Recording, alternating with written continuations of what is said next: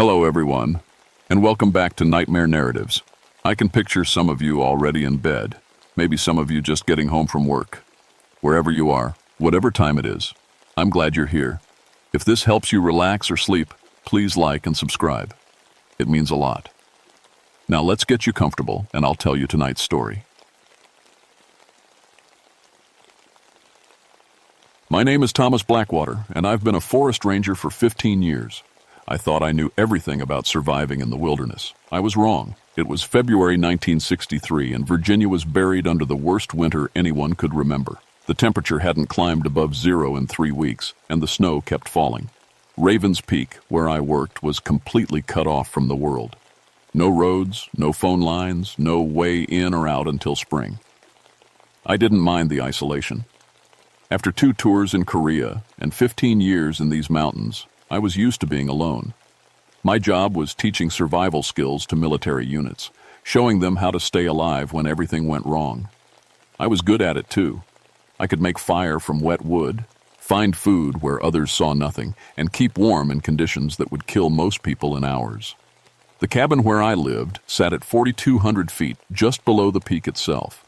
It was a solid building, built to last through the worst weather nature could throw at it. I had enough food stored up to last until April, a good radio for emergencies and all the gear a man could need. But that morning, something felt different. I woke up hungry, really hungry, in a way that didn't make sense. I'd eaten a full dinner the night before, canned stew, bread, even some chocolate. My stomach should have been satisfied. Instead, it felt like I hadn't eaten in days. I made breakfast anyway, eggs, bacon, coffee. The smell should have made my mouth water, but it didn't. The food tasted like nothing. Worse than nothing. It made the hungry feeling stronger. Outside, the world was white and silent. Too silent. In 15 years on this mountain, I'd never heard such complete quiet. No birds, no squirrels chattering. No sounds at all except the wind through the trees. Even that sounded wrong somehow, like it was whispering words I couldn't quite understand. I put a on my snowshoes and headed out to check my weather instruments. The snow was deeper than I'd ever seen it, maybe 15 feet in some places. Walking was hard work, but I'd done it thousands of times before. That's when I found the first track. It was huge, maybe 2 feet long, pressed deep into the snow. At first glance, it looked like a human footprint, but wrong in every way that mattered. Too long, too narrow, with what looked like claw marks at the end of each toe. Whatever made it was walking on 2 legs, but it wasn't human. I knelt down and studied it carefully. The track was fresh, maybe an hour old. The edges were still sharp, and there was no wind drift covering it. Something had walked past my cabin while I was sleeping. I followed the trail. It led up toward the peak, moving in a straight line through snow that should have been impossible to walk through. Whatever made these prints was either incredibly strong or incredibly light. The tracks were spaced far apart too, longer strides than any human could make. After about a quarter mile, the trail stopped. Just ended, like whatever was making it had simply vanished into thin air. I looked around, checking the trees, the rocks, anywhere something might have climbed or jumped. Nothing. That's when I smelled it. It was faint at first, just a hint of something rotten on the wind. But as I stood there, it got stronger. Sweet and sick, like meat left out in the sun too long. My empty stomach twisted, and for a crazy moment, the smell almost made me hungry instead of sick.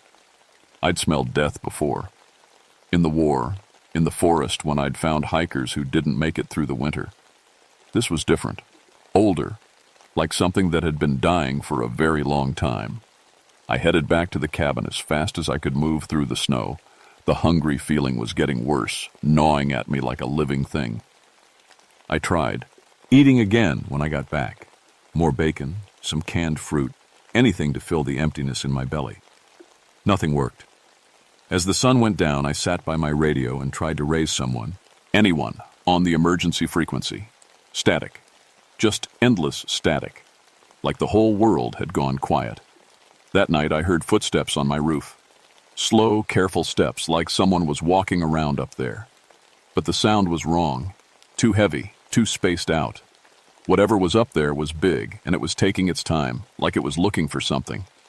I grabbed my rifle and went outside. The moon was full, and the snow reflected enough light to see clearly. The roof was empty. No tracks leading up to the cabin, no tracks leading away. Just my own footprints from earlier in the day. But when I went back inside, I could still hear the footsteps. They followed me as I moved from room to room, always right above where I was standing. When I stopped, they stopped. When I moved, they moved. I didn't sleep that night. I sat in my chair with the rifle across my lap, listening to those footsteps pace back and forth above my head. And all night long, the hungry feeling grew stronger until it felt like it was eating me from the inside out. By morning, I knew something was very wrong on Raven's Peak. I just didn't know how wrong yet. The next day brought news that changed everything.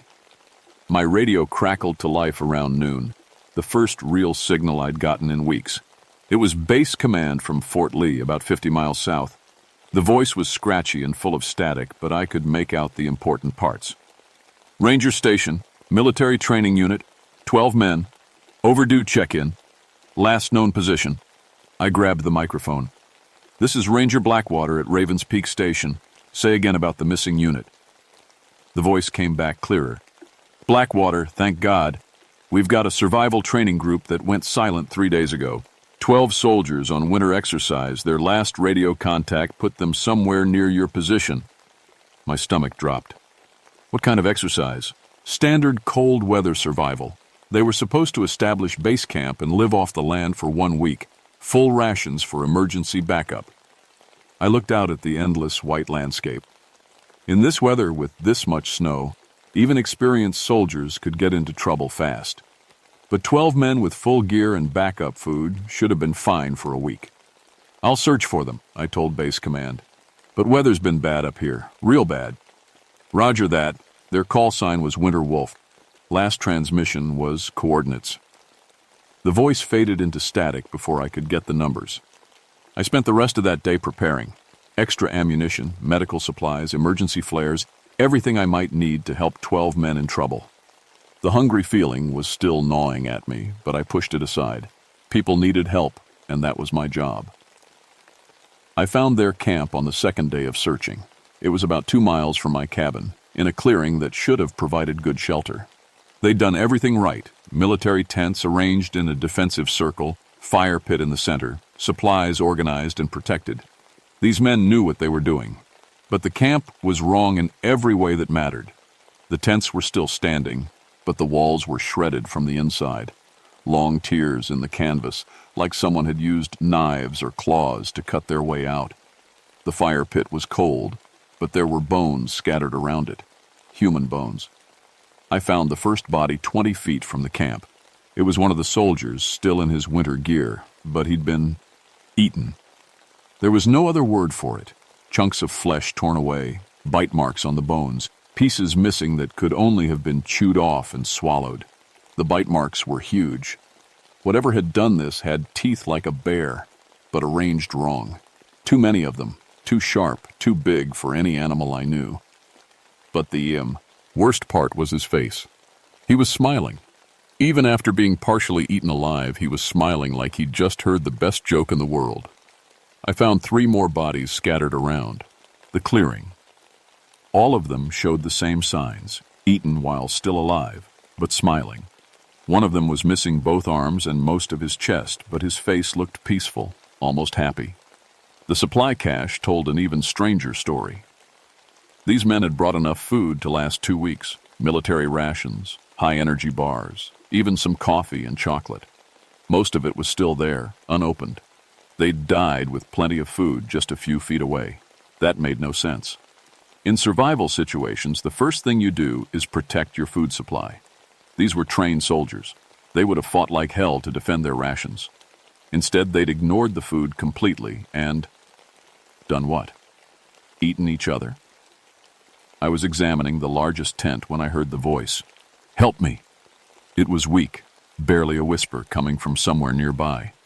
I grabbed my rifle and followed the sound. It led me to a pile of snow about 30 feet from the camp. "Help me, please." I dug fast, throwing snow aside with my hands. About 3 feet down, I found him. It was another soldier, buried but still alive. His face was blue with cold, but his eyes were open and aware. He tried to speak when he saw me, but only a dry croak came out. I got him to the surface and wrapped him in my extra coat. He was in bad shape, frostbite on his hands and feet, signs of starvation, probably hadn't eaten in days. But he was alive. "What happened here?" I asked him. His answer made my blood freeze. "We got so hungry," he whispered. "Hungrier than anything. Hungrier than possible. The food tasted like nothing, like cardboard. But Jimmy," he looked toward one of the bodies. "Jimmy tasted so good." I stared at him. "You ate your fellow soldiers?" He nodded, tears freezing on his cheeks. "We couldn't stop. Even when we knew it was wrong, we couldn't stop. It was like something else was making us do it, making us hungry for—" He swallowed hard. "For each other." "What about the creature? The thing with the teeth?" His eyes went wide with terror. "You've seen it?" "I found tracks. Bite marks. It didn't bite us," he said. "We did that. We bit each other. But it was there, watching. Tall as a tree, thin like a skeleton, with teeth like broken glass. It would whisper to us at night, tell us how good we would taste, how hungry we were, how much we needed to eat." He grabbed my arm with fingers that felt like ice. "It made us hungry," he said. "Not just for food. Hungry for flesh, human flesh. And the more we ate, the hungrier we got. Like the hunger was alive, growing inside us, taking over everything else." That's when I felt it again, that gnawing emptiness in my own stomach. The same feeling I'd been fighting for 2 days. And looking at this half-dead soldier, this man who'd eaten his friends and was still smiling about it, I understood. The hunger wasn't natural. It was something else. Something that lived in the cold and the snow and the endless winter night. Something that was still here, still watching, still waiting. And it was making me hungry too. I got the soldier back to my cabin, but he died before morning. Not from the cold or starvation or frostbite. He died smiling, chewing on his own fingers like they were the best meal he'd ever tasted. I tried to stop him, but he fought me with strength that shouldn't have been possible for a man in his condition. "So good," he kept saying between bites. "So good, so good, so good." The sound of his teeth grinding against bone will haunt me forever. I buried him in the snow behind my cabin and tried to make sense of what I'd learned. 12 trained soldiers had turned cannibal within days, ignoring perfectly good food to eat each other instead. Something had made them do it, something tall and thin with too many teeth, something that could make people hungry for human flesh. That's when I remembered the stories. I'd heard them from Cherokee friends back when I was first learning to survive in these mountains. Stories about the Wendigo, creatures born from cannibalism, monsters that had once been human until hunger drove them to eat their own kind. The Cherokee said Wendigos could never be satisfied, no matter how much they consumed. They were always hungry, always hunting, always looking for new victims to share their curse. I'd laughed at those stories 15 years ago. I wasn't laughing now. The hungry feeling was getting worse. I'd tried eating everything in my cabin, canned meat, dried fruit, even raw flour mixed with water. Nothing helped. The emptiness in my stomach was spreading, becoming a need that regular food couldn't touch. And I was starting to look at the dead soldier's body in ways that scared me. On the 3rd night, I saw the Wendigo for the first time. I was sitting by my window watching the snow fall when something moved at the edge of the clearing. At first I thought it was just a tree swaying in the wind. Then it stepped into the moonlight. It stood maybe 13 feet tall, impossibly thin, with arms that hung down to its knees. Its skin was gray-white, like old snow, stretched tight over bones that showed through like tent poles. But it was the face that made my hands shake. Human, but wrong. The features were there, eyes, nose, mouth, but stretched and twisted like a reflection in a funhouse mirror. Its mouth was too wide, filled with yellow teeth that looked more like broken glass than anything meant for chewing.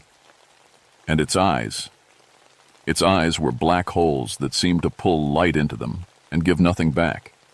It looked right at me through the window and smiled. When it opened its mouth, I could hear its voice even through the glass. Not words exactly, but something that felt like words, like thoughts being pushed into my head. "Hungry," it said without speaking. "So hungry. Join us. Feed with us. Taste the only food that matters." I bed my rifle and fired 3 shots through the window. The creature didn't even flinch. The bullets seemed to pass right through it like it was made of mist. It just kept smiling and faded back into the trees, but its voice stayed in my head. "Hungry, hungry, always hungry. The only way to stop the hunger is to feed it. Feed it with warm flesh, fresh blood, the taste of life itself." That's when I understood what had happened to the soldiers. The Wendigo hadn't killed them. It had infected them. It had planted its hunger inside them like a seed, let it grow and spread until they couldn't think about anything else. And now it was doing the same thing to me. I lasted 2 more days before I snapped. I was trying to eat a can of beef stew, forcing myself to swallow even though it tasted like sawdust, when I smelled something that made my mouth water for the first time in a week. Meat. Fresh, warm meat, with blood still flowing through it. It was coming from behind the cabin, from where I'd buried the soldier. I found myself standing over his grave with a shovel in my hands, digging through the frozen ground like a madman. The smell was getting stronger, more beautiful than anything I'd ever experienced. My stomach cramped with need, and I could taste saliva flooding my mouth. The rational part of my brain was screaming at me to stop, to fight this, to remember that I was human, and humans didn't eat other humans. But that voice was getting weaker, while another voice, the Wendigo's voice, got stronger. "Yes," it whispered. "Dig. Feed. Satisfy the hunger that lives inside you now. Taste what you were always meant to taste." I had the body halfway uncovered when I heard footsteps behind me. I spun around, shovel raised like a weapon, expecting to see the Wendigo. Instead, I saw a man walking toward me through the snow. He was wearing the same military winter gear as the dead, so little ears, but he looked healthy, well-fed, normal. "Easy there, Ranger," he called out. "I'm not here to hurt you." I kept the shovel up. "Who are you?" "Sergeant Mills, Winter Wolf Training. Unit." "I got separated from my squad a few days ago, been trying to find them ever since." He looked at the hole I'd been digging, at the partially uncovered body. "Jesus, what happened here?" I should have been relieved to see another living person. Instead, all I could think about was how good he would taste. "There's something wrong with this place," I managed to say. "Something that makes people hungry." He nodded. "I know. I felt it too. That's why I came back. We need to help each other fight it." But as he got closer, I could see that something was wrong with his face. His smile was too wide, too happy for someone who'd just found a grave. And his eyes had that same black emptiness I'd seen in the Wendigo. "The hunger doesn't have to hurt," he said, still smiling. "It can feel good if you stop fighting it. My squad learned that. They stopped fighting, and it felt so good." That's when I realized he wasn't a survivor. He was one of the soldiers I'd found at the camp, one of the ones who'd been eaten down to the bone. But somehow, he was still walking around. "Join us," he said, reaching out with hands that ended in long, yellow claws. "Feed with us. The hunger is so much easier when you share it." I swung the shovel as hard as I could. It passed right through him like he was made of mist. He laughed, and the sound was like breaking glass.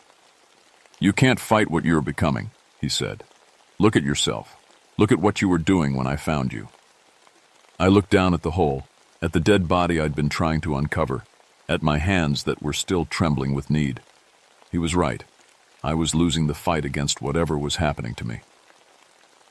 The only question, the dead soldier continued, is whether you want to join us willingly or whether you want us to help you along. That's when I saw them.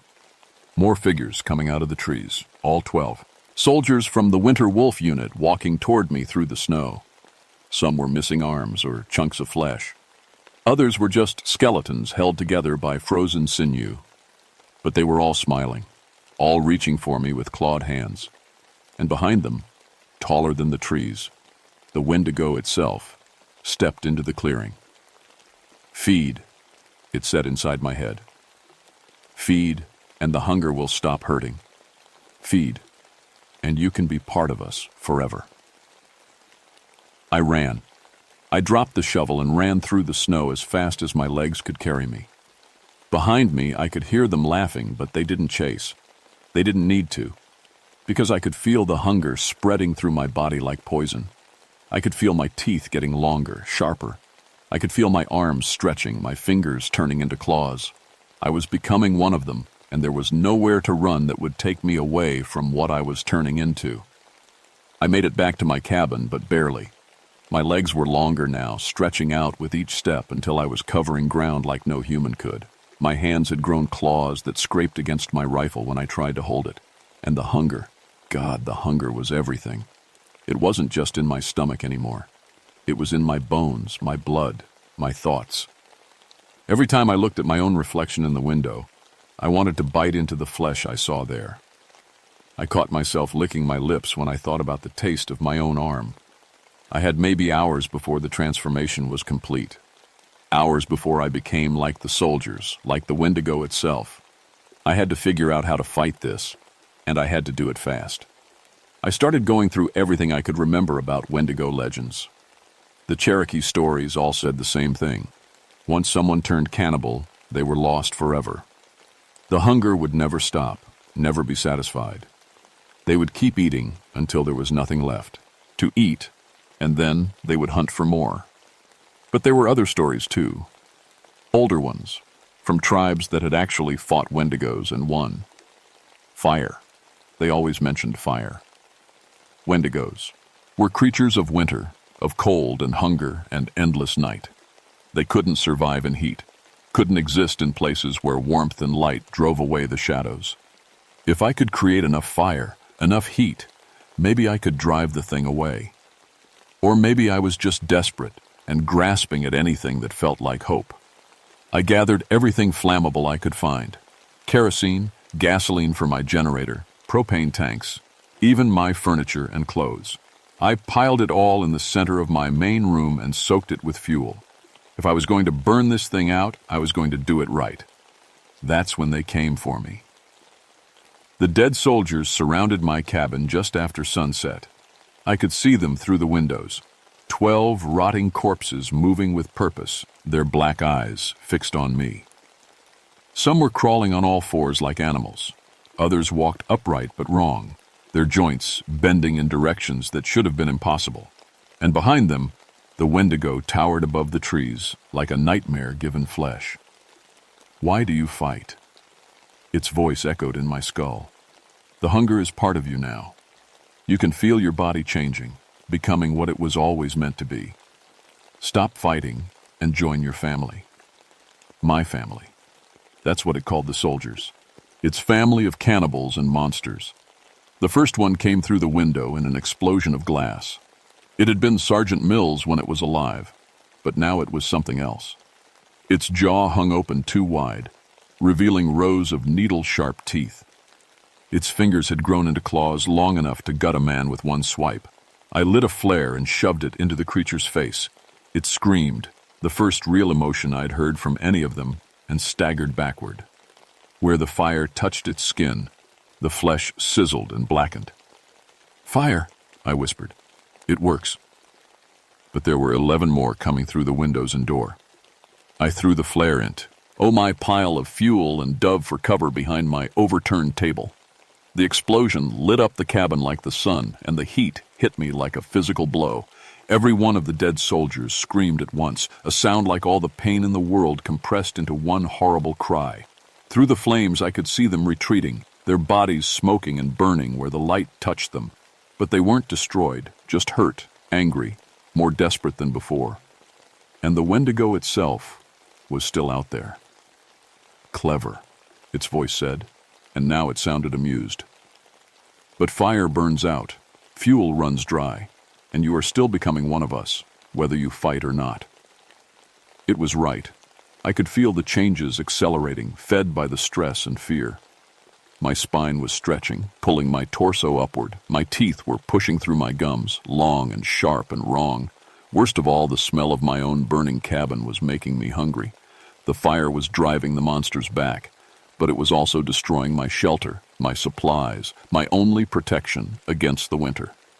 In a few hours, I'd be alone in the snow with nothing but the clothes on my back, and by then, I might not be human enough to care. That's when I remembered something else from the old stories. The Cherokee didn't just use fire to fight Wendigos. They used it to purify themselves, to burn away the contamination before it could take hold. I looked at my hands, at the claws that were pushing through my fingernails, at my arms, which were already too long, too thin, too much like the creature outside. The fire was hot enough to burn away what I was becoming, hot enough to hurt in ways that might shock my system back to humanity. I rolled up my sleeves and thrust both arms into the flames. The pain was beyond description. It felt like every nerve in my body was being torn apart and set on fire. I screamed until my throat was raw. But I held my arms in the flames until the smell of my own burning flesh filled the cabin. And something amazing happened. The hungry feeling stopped. For the first time in days, my stomach felt normal. My thoughts cleared. My teeth stopped growing and my spine snapped back to its normal length with an audible pop. The pain had broken the Wendigo's hold on me, but the fire was spreading and the cabin was collapsing around me. I had to get out before the whole place came down. I wrapped my burned arms in wet towels and stumbled outside into the snow. The cold hit my injuries like a hammer. But the pain kept me focused, kept me human. The Wendigo was waiting for me. It stood in the center of the clearing, taller than ever, its black eyes reflecting the flames behind me. The dead soldiers flanked it on both sides, but they kept their distance from the heat. "You think pain will save you?" it asked. "You think suffering will make you pure? Pain is just another kind of hunger, and I can teach you to feed on that too." It raised one impossibly long arm, and I felt something cold wrap around my mind. Not the hunger this time, something worse. The desire to hurt myself, to keep burning, to turn pain into pleasure until I couldn't tell the difference. I felt my feet moving toward the burning cabin, my body trying to walk back into the flames, not to purify myself, but to enjoy the sensation of burning alive. But I still had my rifle, and I still had one flare left. I lit the flare and fired it directly at the pile of propane tanks I'd placed in the cabin. The explosion blew out every window in the building and sent a column of fire 50 feet into the air. The heat was so intense that snow melted in a 100-foot radius around the cabin. The Wendigo shrieked and staggered backward, its form wavering like smoke in the heat. The dead soldiers collapsed, their bodies finally succumbing to the damage that should have killed them days ago. But the Wendigo itself wasn't destroyed, just diminished. "This is not over," it promised as it faded back into the tree. "The hunger lives in this place. It will always live here. And someday, someone else will come. Someone else will feed." Then it was gone, and I was alone with the burning remains of my life. I survived the rest of that winter, but barely. The explosion had destroyed everything: my cabin, my supplies, my radio. I spent the remaining weeks until spring in a shelter I built from the wreckage, living on whatever canned food I could salvage from the ruins. My arms healed badly, leaving scars that looked like twisted rope from wrist to elbow. But I was human. The burns had broken the Wendigo's hold completely, though I could still feel something empty inside me where the hunger had lived, like a tooth that's been pulled, leaving a hole that never quite stops aching. When the snow finally melted enough for rescue teams to reach me, I told them I'd had an accident with my heating system. Propane leak, explosion, lucky to be alive. They believed me because the alternative was impossible. I never went back to Ravens Peak. The Forest Service offered me early retirement with full benefits considering my injuries and the trauma of the accident. I took it and moved to Richmond, where I found a small apartment near the city center. I needed to be around people, lots of people, all the time. Being alone, even for a few hours, brought back the memory of that gnawing emptiness. But I kept files, maps of the peak, copies of old reports, newspaper clippings about missing hikers and hunting accidents in the area. The pattern was there if you knew how to look for it. Every few years, someone would go missing near Raven's Peak. Sometimes they'd find bodies that showed signs of animal attack. Sometimes they'd find evidence of cannibalism among survivor groups. The Wendigo was still there, still hunting, still spreading its hunger to anyone foolish enough to venture too close during the dark months of winter. I tried warning people. I wrote letters to park services, to hiking clubs, to survival schools. I told them to avoid the area during winter months, to never travel there alone, to be careful of unusual hunger or cravings if they did venture near the peak. Most people thought I was a crazy old man, traumatized by my accident. A few listened, but not enough. The worst part is that I understand now why the Wendigo's victims smile when they die. In those final moments, when the hunger finally consumes everything else, it doesn't hurt anymore. It feels good. It feels like coming home to something you never knew you were missing. I still wake up some nights with that gnawing feeling in my stomach. Not often, but enough to remind me that some hungers never really go away. They just sleep, waiting for the right conditions to wake up and start growing again. 3 months ago, I got a call from a young ranger stationed near Raven's Peak. He'd found my name in some old files and wanted to ask about unusual wildlife activity in the area. Hikers were reporting strange sounds at night, missing food supplies, and what one survivor called an overwhelming urge to eat something other than normal food. I told him what I always tell people who ask. Stay away from that mountain during winter. Don't go alone. Don't trust your own hunger if you feel it getting strange. And if you see something tall and thin watching you from the trees, run and don't look back. He laughed and said he'd keep it in mind. Last week, the same Park Service called to tell me they'd found his body, along with the bodies of 2 hikers he'd been trying to help. The official report listed it as a bear attack, but I know better. The Wendigo is still there, still waiting, still teaching people that some hungers can never be satisfied with ordinary food. And someday, when I'm too old and weak to keep fighting it, I know I'll go back to that mountain. Not to face the creature again, but because the empty place inside me will finally get too big to ignore. Because some hungers never die.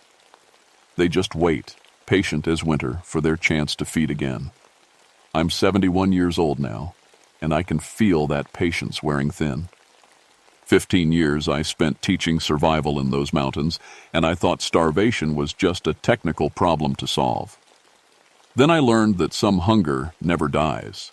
Some hunger lives in the cold and the dark and the endless snow, waiting to teach others that the only food that really satisfies is the kind that screams when you bite it. Stay away from Raven's Peak, especially in winter. Trust me on this one.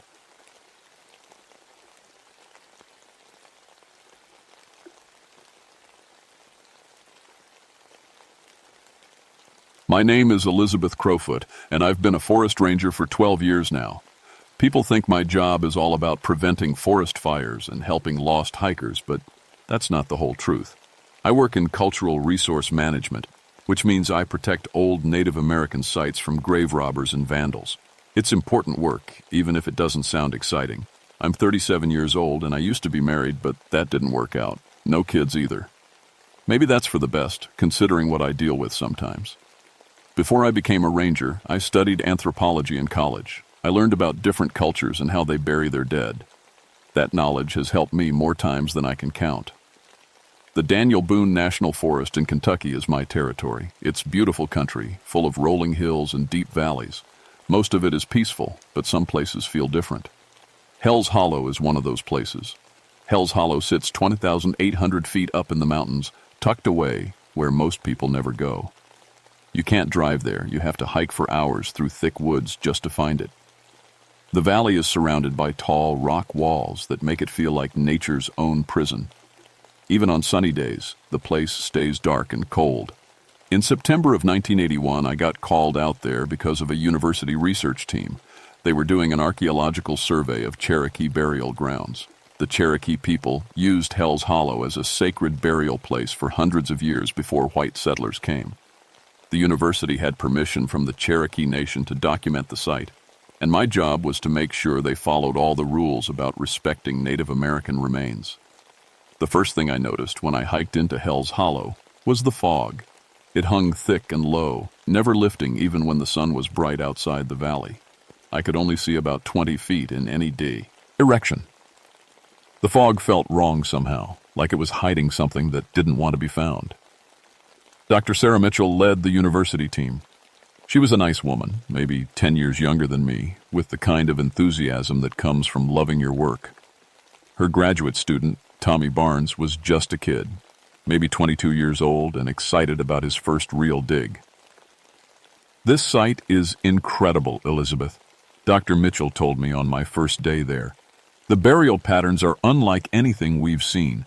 The Cherokee people arranged the graves in specific geometric shapes. It's like they were creating some kind of map." That should have been my first warning. In 12 years of protecting burial sites, I'd learned that when ancient people did something unusual with their dead, there was always a reason, usually a very important reason. The team had set up camp near the center of the valley, close to where they found the most graves.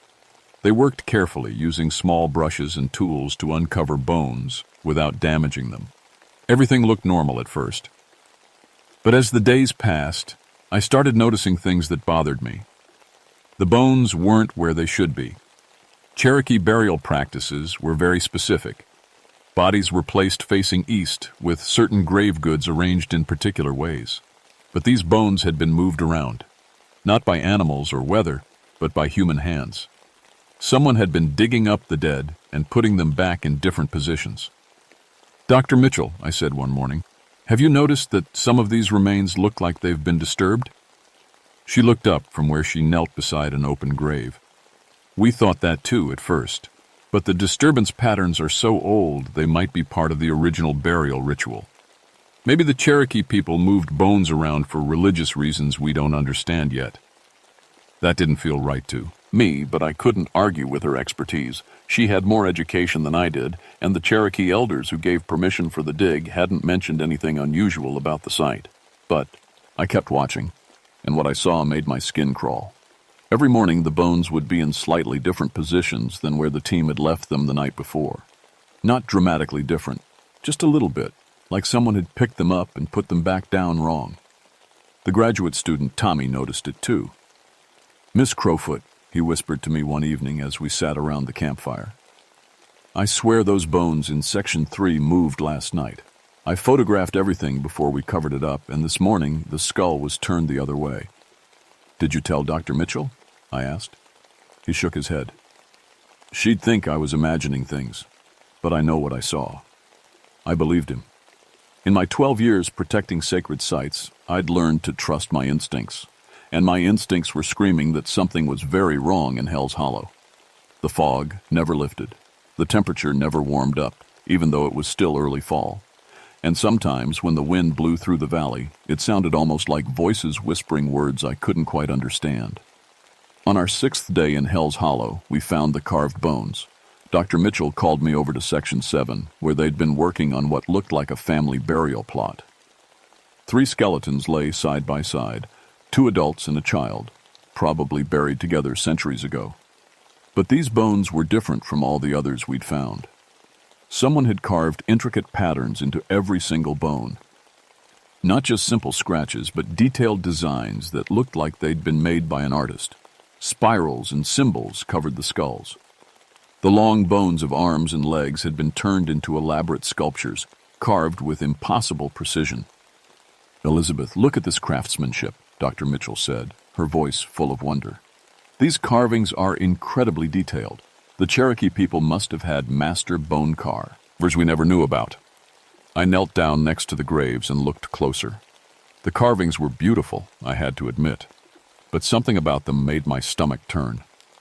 They didn't look like Cherokee work to me. The symbols were all wrong, twisted versions of patterns I'd seen in my anthropology studies. "How old do you think these carvings are?" I asked. Tommy was taking photographs from every angle.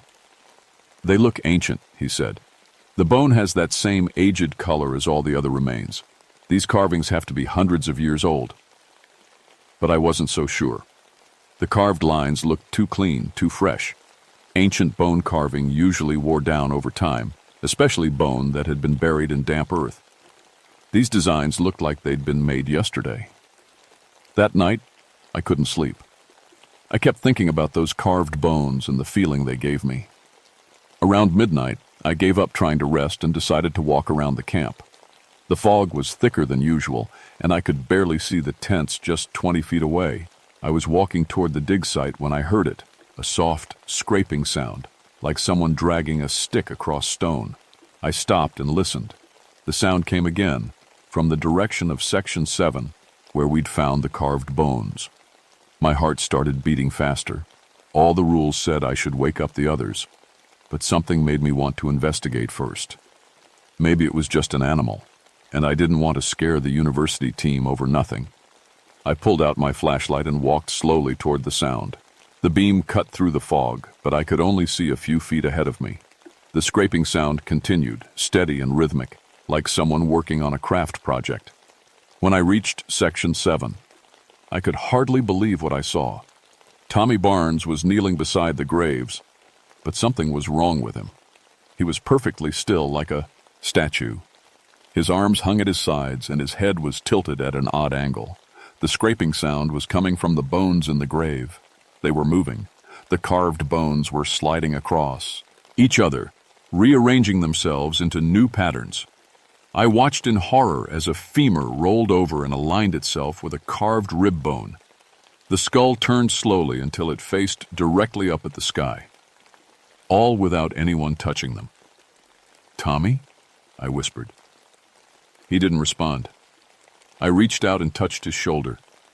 He was ice cold, and when I shook him gently, his head lolled forward like he was unconscious. But his eyes were open, staring down at the moving bones with a look of pure terror. The scraping sound stopped suddenly. All the bones went still at exactly the same moment. Tommy gasped and jerked backward, nearly knocking me over.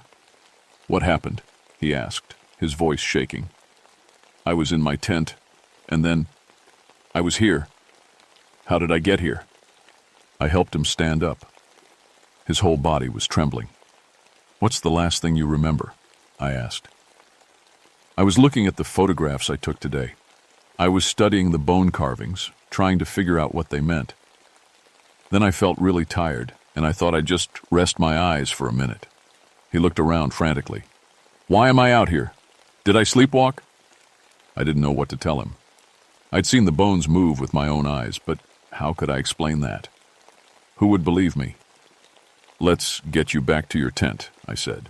"You probably just got confused in the fog." But as we walked away, I looked back at Section 7. In the beam of my flashlight, I could see that the bones had arranged themselves into a perfect spiral pattern. They looked like they were pointing towards something deeper in the valley, something hidden in the fog. The next morning, Dr. Mitchell was excited about a new discovery.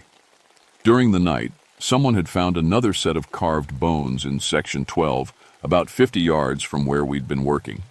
But these bones were different. They weren't ancient Cherokee remains at all.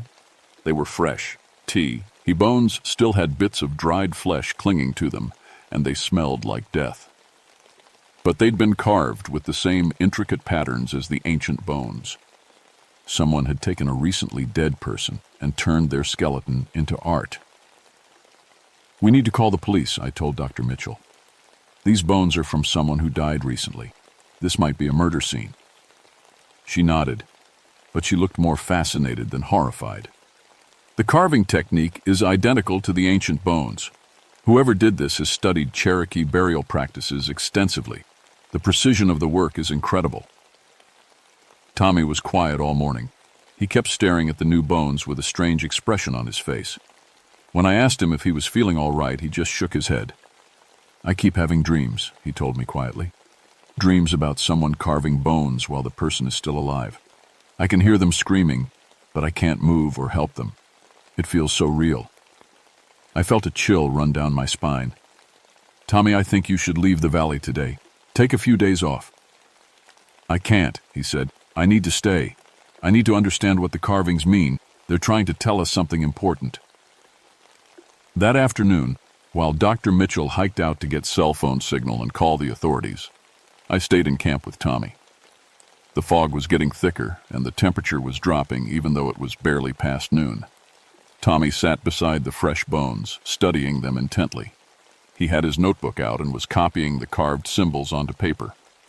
"Elizabeth," he said without looking up, "these aren't just random designs, they're a map. Look at how the spirals connect to each other. They're showing us where to find something." I didn't want to look, but I couldn't help myself. The carvings did look like they might be pointing in specific directions. Some of the spirals seemed to flow toward the deeper part of the valley, where the fog was thickest. "Tommy, step away from those bones," I said. "Whatever killed that person might still be out there." But he wasn't listening to me anymore. He was tracing the carved patterns with his finger, following them like he was reading a book. His eyes had that same glazed look I'd seen the night before. "I understand now," he whispered. "They want us to come deeper into the valley. They want to show us the real burial ground." Dr. Mitchell never made it back to camp that first day. We found her body the next morning about half a mile from Hell's Hollow. She was lying on her back in a small clearing, her arms spread wide like she'd been arranged that way on purpose. But that wasn't the worst part. The worst part was that she'd been carved. Someone had used a blade to cut intricate designs into her skin while she was still alive. The cuts were deep and precise, forming the same spiral patterns we'd been seeing on the bones. Her clothes were torn and bloody, but her face was peaceful, like she'd died smiling. Tommy found her first. I heard him screaming and ran to see what was wrong. When I saw Dr. Mitchell's body, I threw up. In 12 years of working in the forest, I'd seen plenty of death. Animal attacks, hunting accidents, heart attacks on the trail, but I'd never seen anything like this. "We have to get out of here," I told Tommy. "We have to leave right now." But Tommy was staring at Dr. Mitchell's body with that same fascinated expression he'd been wearing all week. "Look at the craftsmanship, Elizabeth. Look at how perfect the lines are. Whoever did this is an artist. Tommy, that's a dead person, a person we knew. How can you talk about her like she's a piece of art?" He looked up at me, and for a second his eyes seemed normal again. "You're right. I'm sorry. I don't know why I said that. Something's wrong with me." I helped him cover Dr. Mitchell's body with a tarp from our camp supplies. Then we tried to hike out of Hell's Hollow to get help, but something strange happened when we reached this edge of the valley. We couldn't leave. Every time we tried to climb up the rock walls that surrounded the valley, we'd get confused and turned around. We'd think we were heading up and out, but somehow we'd always end up back at the bottom, walking toward our camp. It was like the valley was playing tricks on our minds. "This is impossible," I said after our fourth failed attempt to escape. "I know these woods. I've been hiking here for over a decade. We should be able to find our way out." Tommy wasn't even trying anymore. He was sitting on a fallen log, drawing the carved symbols in his notebook. "Maybe we're not supposed to leave yet," he said. "Maybe we're supposed to find out what the carvings mean first." That night, neither of us slept. We sat by the fire and took turns keeping watch, but it didn't matter. Around midnight, I heard the scraping sounds again. This time, they were coming from multiple directions. It sounded like dozens of bones moving around in the fog. "Do you hear that?" I whispered to Tommy. He nodded, but he didn't look scared anymore. He looked excited. "They're calling to us, the bone carvers. They want to show us their workshop. Tommy, listen to me. Whatever's happening here isn't natural. Dr. Mitchell is dead, and we need to focus on getting out alive." But Tommy was already standing up, walking toward the sounds. "I have to see, Elizabeth. I have to understand what they're creating." I grabbed my flashlight and followed him. We walked deeper into Hell's Hollow than we'd ever gone before, following the scraping sounds through the thick fog. The air got colder with each step, and I could smell something rotten, like meat that had been left in the sun too long. After about 10 minutes of walking, we found the source of the sounds. It was a workshop. Someone had cleared out a natural depression in the valley floor and turned it into a carving studio. Hundreds of human bones were arranged in neat piles. Skulls in one area, arm bones in another, leg bones in a third. Fresh bones mixed with ancient ones, all of them, carved with the same intricate patterns. And in the center of the workshop, someone was still working. I couldn't see who it was at first. The figure was hunched over a carving table made from a flat boulder, using tools I couldn't identify to work on what looked like a human rib cage. The scraping sound was coming from whatever they were using to carve the bone. Tommy walked straight toward the figure like he was in a trance. I tried to grab his arm, but he shrugged me off. "Excuse me," he called out. "We'd like to see your work." The figure stopped carving and looked up. It wasn't human. The thing had once been a person, maybe a long time ago, but something had happened to change it. Its skin was gray and dried out, stretched tight over bones that looked too long. Its fingers had grown into claws about 6 inches long, sharp enough to carve bone. Its eyes were completely black, like looking into deep water at night. When it smiled at us, I could see that its teeth had been filed into points. "Welcome," it said in a voice like wind through dead leaves. "I have been waiting for you. I saw you studying my earlier works, and I knew you would appreciate my art." Tommy stepped closer to the thing. "You're the bone carver. You made all those beautiful designs." "Beautiful, yes. Each bone tells a story. Each carving captures a soul." The creature picked up the rib cage it had been working on. "This one belonged to your friend, the archaeologist. She had such passion for understanding the dead. Now she is part of my collection forever." It was Dr. Mitchell's rib cage. I recognized the break in one of the ribs from an old injury she'd told us about. The thing had carved delicate flower patterns into every bone.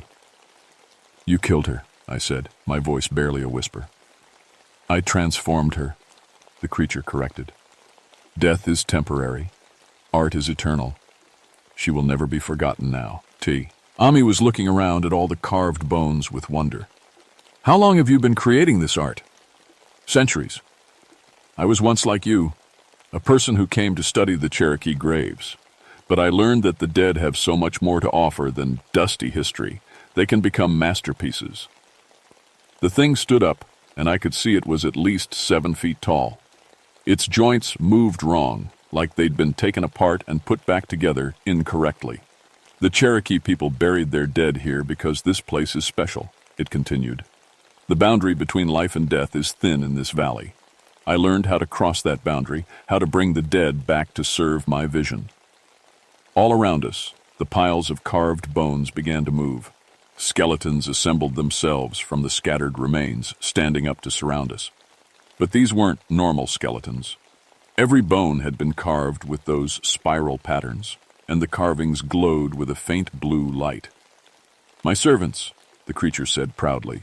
"Each one a work of art, each one happy to serve their creator forever." I counted at least 20 skeletons. Some looked ancient, probably Cherokee people who'd been buried here long ago. Others looked more recent. Hikers, hunters, maybe other researchers like Dr. Mitchell. All of them had been turned into the creature's twisted art collection. "Now I have a choice to make," the creature said, looking back and forth between Tommy and me. "Which of you will be my next masterpiece?" Tommy stepped forward without hesitation. "Choose me. I want to be part of your collection." I grabbed his arm and pulled him back. "Tommy, no, that thing killed Dr. Mitchell. It wants to kill us too." But Tommy shook his head. "You don't understand, Elizabeth. Look at all this beautiful art. Look at how the carvings make the bones come alive. This is the most important archaeological discovery in history." The creature laughed, a sound like breaking glass. "Your friend understands the value of my work, but I think I will choose you, Forest Ranger. You have protected burial grounds for so many years. You understand the sacred nature of bones." The skeleton servants started moving closer. I could hear their carved bones clicking together as they walked. The blue glow from their carvings was getting brighter, and I realized the light was coming from inside the bones, like something was trapped in there. "The Cherokee people who were buried here," I said, backing away slowly. You took their spirits and trapped them in carved bones.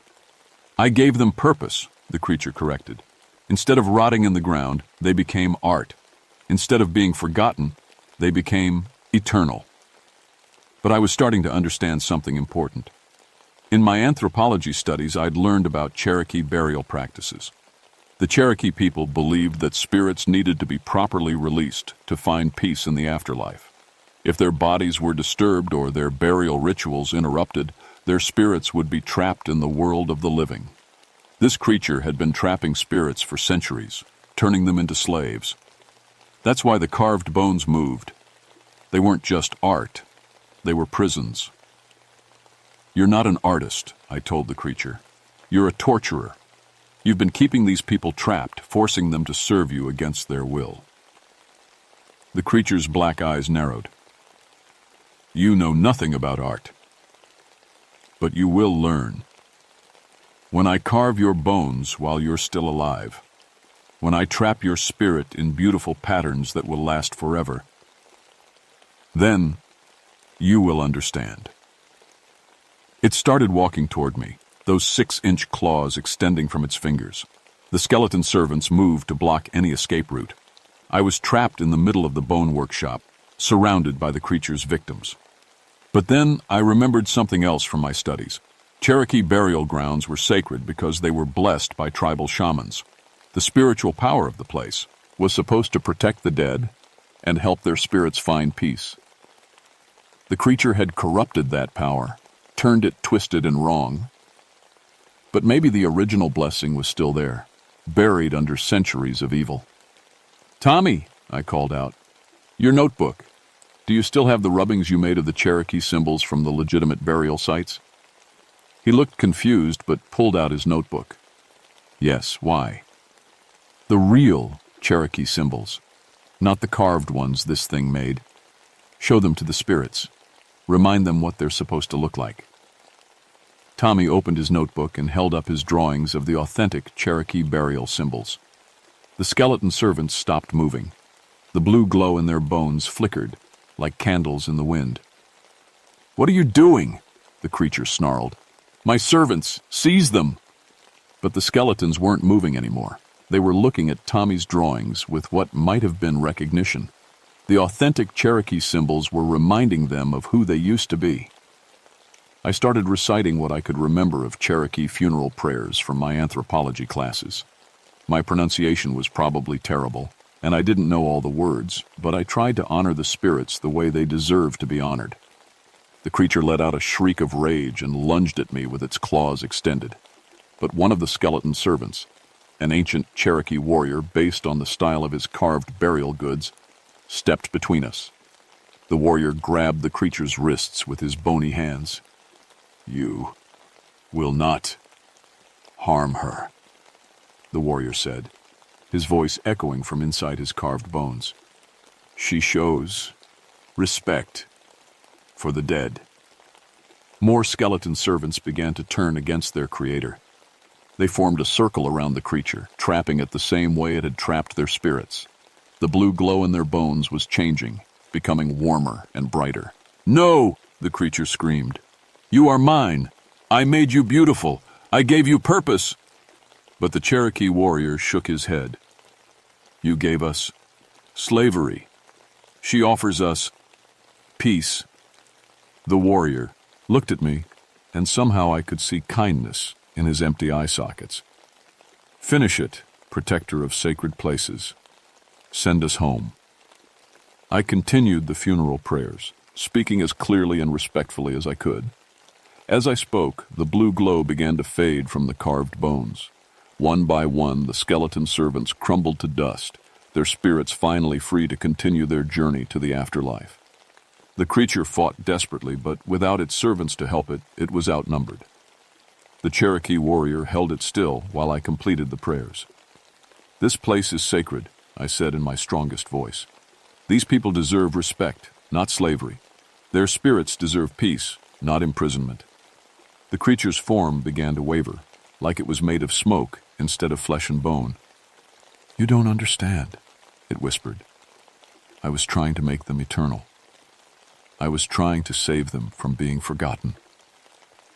By torturing them for centuries? I asked. By turning them into your personal slaves? That's not salvation. That's damnation. The creature looked around at the piles of carved bones that were slowly crumbling to dust. Its workshop was falling apart as the spiritual energy that powered it was released. My art, my beautiful art, was never yours to create, the Cherokee warrior said. These bones belong to people with families, with names, with stories.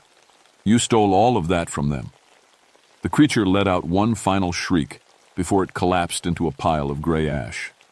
The wind blew through Hell's Hollow and scattered the ash into the fog, erasing the last traces of its existence. The Cherokee warrior was the last to go. As his bones began to crumble, he looked at me one more time. "Thank you," he said simply. "The sacred ground is clean now. We can rest." And then he was gone, joining his people in whatever comes after this life. Tommy and I found ourselves alone until Hell's Hollow as the sun rose the next morning. The fog was finally lifting, and we could see the valley clearly for the first time. Without the creature's evil influence, it looked like what it was supposed to be, a peaceful resting place for people who had lived and died centuries ago. The Cherokee burial sites were still there, but now the bones lay in proper positions, facing east according to traditional burial practices. All the carved bones had crumbled to dust, taking the creature's corrupt art with them. Only the legitimate Cherokee grave goods remained, pottery, tools, and jewelry that families had buried with their loved ones. We were able to hike out of the valley without any problems. The confusing paths and wrong turns had been part of the creature's power to trap visitors. With that power broken, Hell's Hollow was just another mountain valley. When we reached civilization, we called the authorities and reported Dr. Mitchell's death. Her body was found exactly where we'd left it, but the carved wounds on her skin had healed over, leaving only faint scars. The medical examiner ruled her death a heart attack, probably brought on by getting lost in the woods and panicking. Tommy spent 3 days in the hospital being treated for exhaustion and exposure. When he was released, he couldn't remember much about what had happened in Hell's Hollow. The doctors said trauma sometimes caused memory loss. I didn't try to remind him of the details. Some things are better forgotten. The university canceled their archaeological survey and sealed their research files. Officially, Hell's Hollow was closed to researchers because of cultural sensitivity concerns raised by the Cherokee Nation. Unofficially, I think the Cherokee elders knew something had been wrong with the place and were grateful to have it cleaned up. I kept working as a forest ranger, but I specialized more and more in protecting Native American burial sites. The Cherokee Nation gave me honorary status as a cultural protector, which meant I could learn proper burial rituals and prayers. I wanted to be prepared if I ever encountered another corrupted sacred site. 3 years later, I was promoted to head of cultural resource management for the entire Daniel Boone National Forest. It was an important job with good pay, but that wasn't why I took it. I took it because it gave me the authority to protect places like Hell's Hollow from people who didn't understand how dangerous it could be to disturb the dead without proper respect. I visit Hell's Hollow twice a year now, in the spring and fall, to make sure the Cherokee burial ground stays peaceful. I bring tobacco and sage as offerings, and I say prayers in Cherokee to honor the people who rest there. The valley stays foggy sometimes, but it's natural fog now, not the supernatural darkness that used to trap spirits. Tommy went back to school and finished his graduate degree, but he switched from archaeology to library science. He said he preferred working with books instead of digging up the past. He sent me a letter once, saying he sometimes had dreams about carved bones, but he couldn't remember where the dreams came from. Dr. Mitchell's death was ruled accidental, and her family held a nice funeral for her back in Ohio. I attended the service and met her parents. They were proud of the work she'd done studying Native American culture, and they appreciated that I'd tried to keep her safe during the survey. I didn't tell them what really happened. Some truths are too heavy for grieving parents to carry. The Cherokee Nation asked me to help protect other burial sites across the region. Over the years, I found 3 more places where someone had been disturbing Native American graves, though none as seriously corrupted as Hell's Hollow. Each time I worked with Cherokee spiritual leaders to perform proper cleansing ceremonies and make sure the dead could rest in peace. I never married again or had childs. Ren. My job became my family, and the burial sites became my responsibility. It's not the life I planned when I was young, but it's the life that chose me after what happened in Hell's Hollow. Sometimes, on quiet nights in the forest, I think about the Cherokee warrior who saved my life. I wonder what his name was when he was alive, what stories he could have told about his people and their traditions. The creature that trapped him never cared about those details. It only saw his bones as raw material for its twisted art. But that's the difference between archaeology and grave robbing, between respect and exploitation. When you study the dead, you have to remember that they were once living people with hopes and fears, and families who loved them. They deserve to rest in peace, not to be turned into someone else's idea of art. Sacred ground stays sacred only as long as someone remembers why it matters. Violate the dead, and they'll teach you the difference between archaeology and desecration. I learned that lesson in Hell's Hollow, and I'll carry it with me for the rest of my life. The fog still rolls through those mountains sometimes, but it's clean fog now, natural and harmless. And when the wind blows through Hell's Hollow, it doesn't sound like whispered voices anymore. It sounds like peace.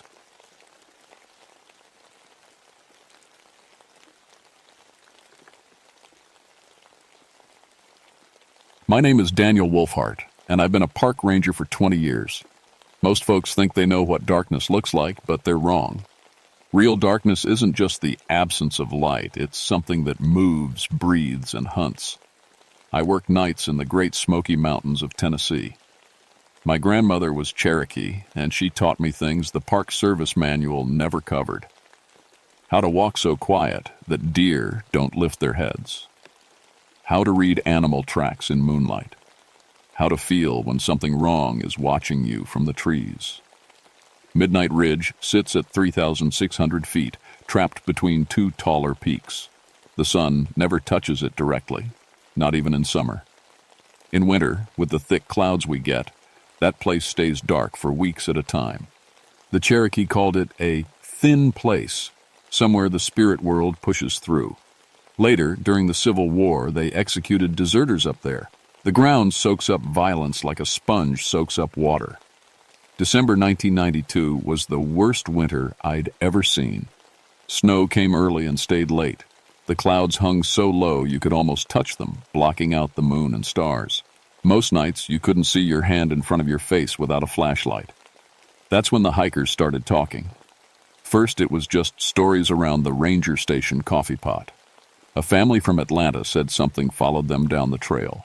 No sounds, no footprints, just the feeling of being watched by something that shouldn't exist. They kept looking over their shoulders and seeing shapes that looked like people, but when they shined their lights, nothing was there. "Probably just bears," said Ranger Mills. He was new, only 2 years on the job. Bears can walk on their back legs. Looks human from a distance. But I knew bears. Bears make noise. Bears smell like bears. These hikers described something different, something that moved without sound and had no smell at all. Something that cast shadows even when there was no light to cast them. The reports kept coming. A group of college kids said shadows chased them off the ridge. Not regular shadows, shadows that moved like people but had no bodies to make them. Shadows that got closer every time they stopped to rest. I should have paid more attention to what my grandmother used to say. When shadows start walking by themselves, it means the dead are trying to come back. 3 nights before the winter solstice, I got the call that changed everything. "Daniel, we need you up on Midnight Ridge," the dispatcher's voice crackled through my radio. "Missing hiker last seen yesterday afternoon. Name's Jennifer Walsh, 25 years old, experienced backpacker." I loaded my gear and headed up the mountain. The temperature was dropping fast, maybe down to 15 degrees. Without shelter, Jennifer had maybe 6 hours before hypothermia killed her. The trail to Midnight Ridge winds through thick pine forest. During the day, it's just challenging. At night, in winter, it becomes a maze. Every tree looks the same. Every rock formation could be hiding anything. Your flashlight beam only reaches about 20 feet, and beyond that, the world disappears into nothing. I'd walked this trail hundreds of times, but something felt different that night. The usual forest sounds were missing. No owls, no rustling in the underbrush. Even my footsteps seemed too loud, like the whole mountain was holding its breath. About halfway up, I found Jennifer's backpack hanging from a tree branch 8 feet off the ground. No way she could have hung it there herself. No way the wind could have blown it that high. And there were no boot prints in the snow around the tree. Not hers. Not anyone else's. I radioed for backup and kept climbing. The ridge was still 2 miles away, but already I could feel it pulling at me. The darkness up there wasn't natural. It was thick, like black water, and it seemed to move on its own. My flashlight started flickering. Brand new batteries, but the beam kept getting weaker. By the time I reached the ridge, I was down to a dim yellow glow that barely lit the ground at my feet. That's when I saw my first shadow walker. It stood about 30 feet away, near the edge of the tree line. Human-shaped, but wrong. Too tall, too thin, and completely black. Not black like someone wearing dark clothes. Black like a hole cut out of the world. I shined my dying flashlight at it. The beam went right through like it was made of smoke. But when I looked away from my light, the thing was solid again. It had no face, just a smooth, dark surface where features should be. For maybe 10 seconds, we stared at each other. Then it started walking toward me. I've faced down bears, mountain lions, and drunk hunters with guns. I know what fear feels like. This was different. This was terror so deep it made my bones ache. Every instinct I had screamed at me to run, but my legs wouldn't move. The shadow person, that's what I started calling them, moved without sound. Its feet didn't disturb the snow. It cast no shadow of its own, even though my flashlight should have thrown one on the ground behind it. When it got within 10 feet, my flashlight died completely. The cold hit me like a physical blow. Not winter cold. This was the cold of deep space, of death itself. My breath came out in thick clouds and ice started forming on my jacket. I fumbled for my backup flashlight. My hands were shaking so bad I almost dropped it. The moment the beam came on, the shadow person vanished. Just gone, like it was never there. But the cold remained. I called out for Jennifer, my voice echoing off the rocks. No answer. I searched for 2 hours, working in careful grid patterns, stopping every few minutes to listen. The whole time I felt like something was watching me from just outside my light. I found her at dawn. Jennifer Walsh was sitting against a tree, legs stretched out in front of her, head tilted back. Her eyes were wide open, staring at the sky. Her face was frozen in an expression of absolute terror, mouth open, like she'd been screaming when she died. But here's the thing that made no sense.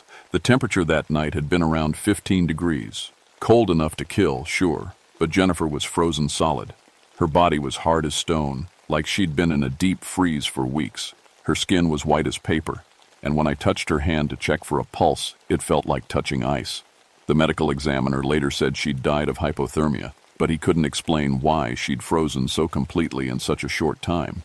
He also couldn't explain why there were no signs of struggle, no evidence that she'd tried to build shelter or stay warm. She'd just sat down and died. But I saw something the medical examiner missed.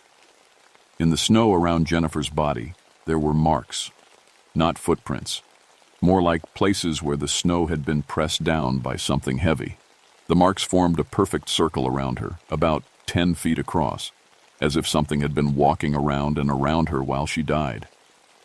I radioed for a recovery team and started taking pictures. Through the camera lens, I noticed something else. Jennifer's shadow was wrong. The morning sun was hitting her from the east, which should have thrown her shadow to the west. Instead, her shadow stretched north toward the deepest part of the ridge, and it was moving. Not much, just a slight shifting back and forth, like it was trying to pull away from her body. I blinked and looked again. The shadow was normal, but I knew what I'd seen. The recovery team arrived around noon. 4 rangers, 2 paramedics, and a deputy sheriff. We loaded Jennifer onto a stretcher and started down the mountain. professional, efficient, just another wilderness fatality. Except rangers. Mills and Patterson kept stopping, looking over their shoulders. "You guys hear that?" Mills asked, after we'd been hiking for about an hour. We all stopped and listened. Nothing but wind in the trees. "Hear what?" asked the deputy. "Footsteps," Mills said. "Like someone walking behind us, matching our pace." Patterson nodded. "I heard it too. Every time we stop, it stops." We spent 5 minutes standing there, listening to nothing but our own breathing. But when we started moving again, I heard it too. The soft crunch of footsteps in snow, always about 20 feet behind us. I turned around 3 times. Nothing there but trees and shadows. By the time we reached the bottom of the mountain, 2 of the paramedics were complaining that their equipment kept malfunctioning. Radio batteries dying, flashlights flickering. The stretcher kept getting caught on things that weren't there. "Weirdest damn rescue I've ever been on," one of them muttered. That night I drove home to my cabin and tried to forget what I'd seen on the ridge. I told myself Jennifer had gotten lost, panicked, and died of exposure. The shadow person was just my imagination, stress and darkness playing tricks on me. But at 3 in the morning, I woke up because my bedroom was freezing cold. The heater was running, but ice was forming on the inside of my windows. My breath came out in thick clouds. And there, in the corner by my dresser, a shadow darker than the rest was slowly taking the shape of a person. I grabbed the pistol from my nightstand and turned on the bedside lamp. The shadow vanished, but the cold remained for another hour. I didn't sleep the rest of that night. The next morning, I drove back to the ranger station to file my report. The coffee was hot, the heater was working, and everything felt normal again. I almost convinced myself I'd dreamed the whole thing. Then Ranger Patterson didn't show up for work. His wife called around noon. "Tom never came home last night," she said, her voice tight with worry. "He was supposed to pick up groceries after his shift, but he never shot. Who had his truck still in the parking lot?" We found his footprints leading from the parking lot toward Midnight Ridge. Just his prints going up the trail, none coming back down. About a mile up, we found his ranger hat hanging from a tree branch, 10 feet off the ground, just like Jennifer's backpack. The footprints continued for another half mile, then stopped.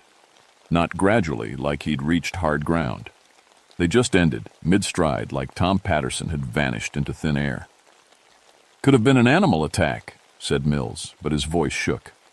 "Mountain lion, maybe." "Mountain lions don't hang hats in trees," I said. We searched until dark. No body, no blood, no signs of struggle. Tom Patterson had simply disappeared. That night I stayed at the station to monitor the radio and coordinate search teams. Around midnight, static crackled through the emergency channel. "Help me!" The voice was faint, barely audible through the white noise. "Tom, is that you?" I grabbed the radio. "Tom, what's your location?" "So cold. Can't move." "They're all around me." "Tom, key your mic twice if you can hear me." Nothing but static. I tried for an hour to re-establish contact. Finally, around 1 a.m., the voice came through again, clearer this time. "Daniel, don't come up here. They're not people." Then silence. I called for backup and headed up the mountain alone. I know that was stupid, but Tom was my friend. We'd worked together for 5 years. His kids called me Uncle Daniel. The trail felt different than it had the night before. Colder, darker. My flashlight kept dimming even with fresh batteries. Twice I heard footsteps behind me.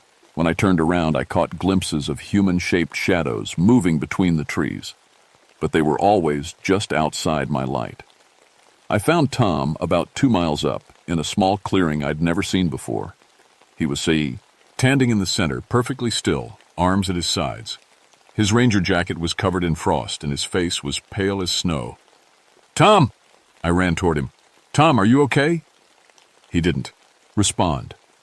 As I got closer, I could see his breath coming out in small white puffs. He was alive, but barely. His eyes were wide open, staring at something I couldn't see. "Tom, it's Daniel. Can you hear me?" He turned his head toward me, moving like his joints were frozen. When he spoke, His voice sounded like it was coming from far away. "They want my shadow," he whispered. "They said they'll let me go if I give them my shadow." "Tom, you're hypothermic. We need to get you off this mountain." "Look around, Daniel. Really look." I turned my flashlight in a slow circle. The beam revealed shapes standing at the edge of the clearing. Shadow people, maybe a dozen of them, perfectly still, waiting. My light passed over them without effect. They were solid darkness, human-shaped holes in the world. "They've been here for hours," Tom said, "talking to me, telling me things." "What kind of things?" "About the people who died here. Cherokee warriors killed by soldiers. Soldiers killed by Cherokee. Everyone who ever died violent on this mountain. They don't rest, Daniel. They can't rest. And they're hungry." The temperature dropped another 10 degrees. Ice began forming on my jacket. One of the shadow people stepped forward. This one was different from the others, taller, more solid-looking. When it moved, the air around it shimmered like heat waves, but cold instead of hot. It spoke without a mouth, its voice coming from everywhere at once. "You brought us fresh life," it said. "We thank you." "Tom, we're leaving. Now." I grabbed his arm. The moment I touched him, pain shot up my hand like an electric shock. Tom's skin was cold as ice, but underneath I could feel something moving, something trying to pull away. His shadow. It was trying to separate from his body. "I can't leave," Tom whispered.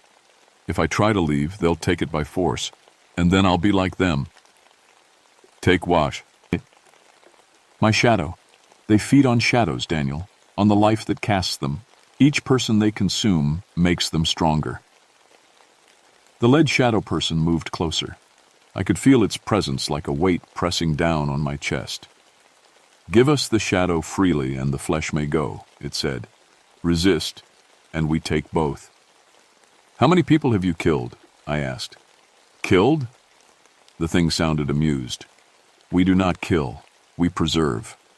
All who died here live within us now. The Cherokee boy who bled out with 3 bullets in his chest. The Confederate soldier who froze to death in these woods. They are part of us forever." Tom looked at me with desperate eyes. "They showed me things, Daniel. Memories of everyone who ever died on this mountain. I felt their fear, their pain, their last moments. And I understood death isn't the end. It's just different." I tried to pull Tom toward the tree line, but he wouldn't move. His feet seemed rooted to the spot. "Tom, listen to me. Whatever these things are, they're lying. Don't trust them. Look at your own shadow, Daniel." I looked down. My shadow stretched across the snow cast by my flashlight beam. But it was moving wrong, like it was trying to walk in a different direction than my body. The shadow people began closing in. "Choose quickly," the leader said. "Dawn comes in 3 hours.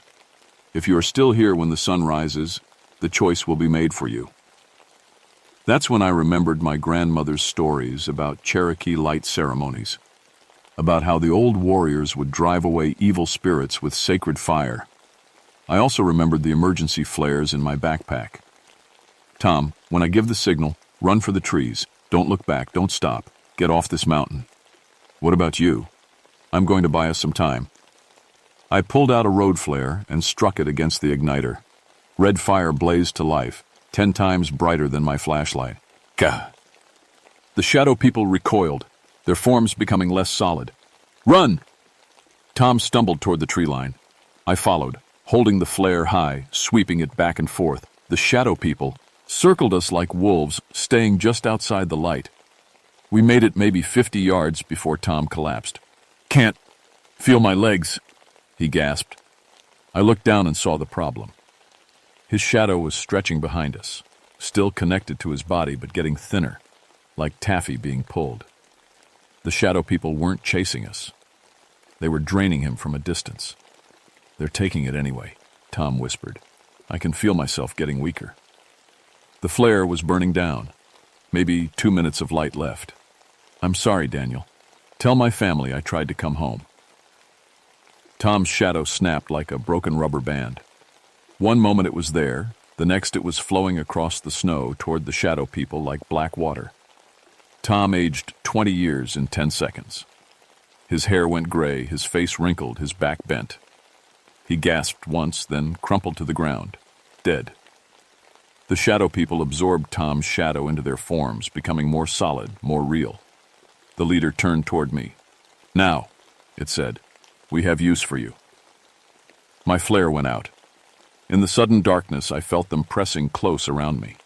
The cold was so intense my lungs burned with each breath. I fumbled for another flare, but my hands were numb and clumsy. "You cannot run from us," the leader said. "This mountain belongs to the shadow now. Every death feeds us. Every soul lost here makes us stronger. What do you want?"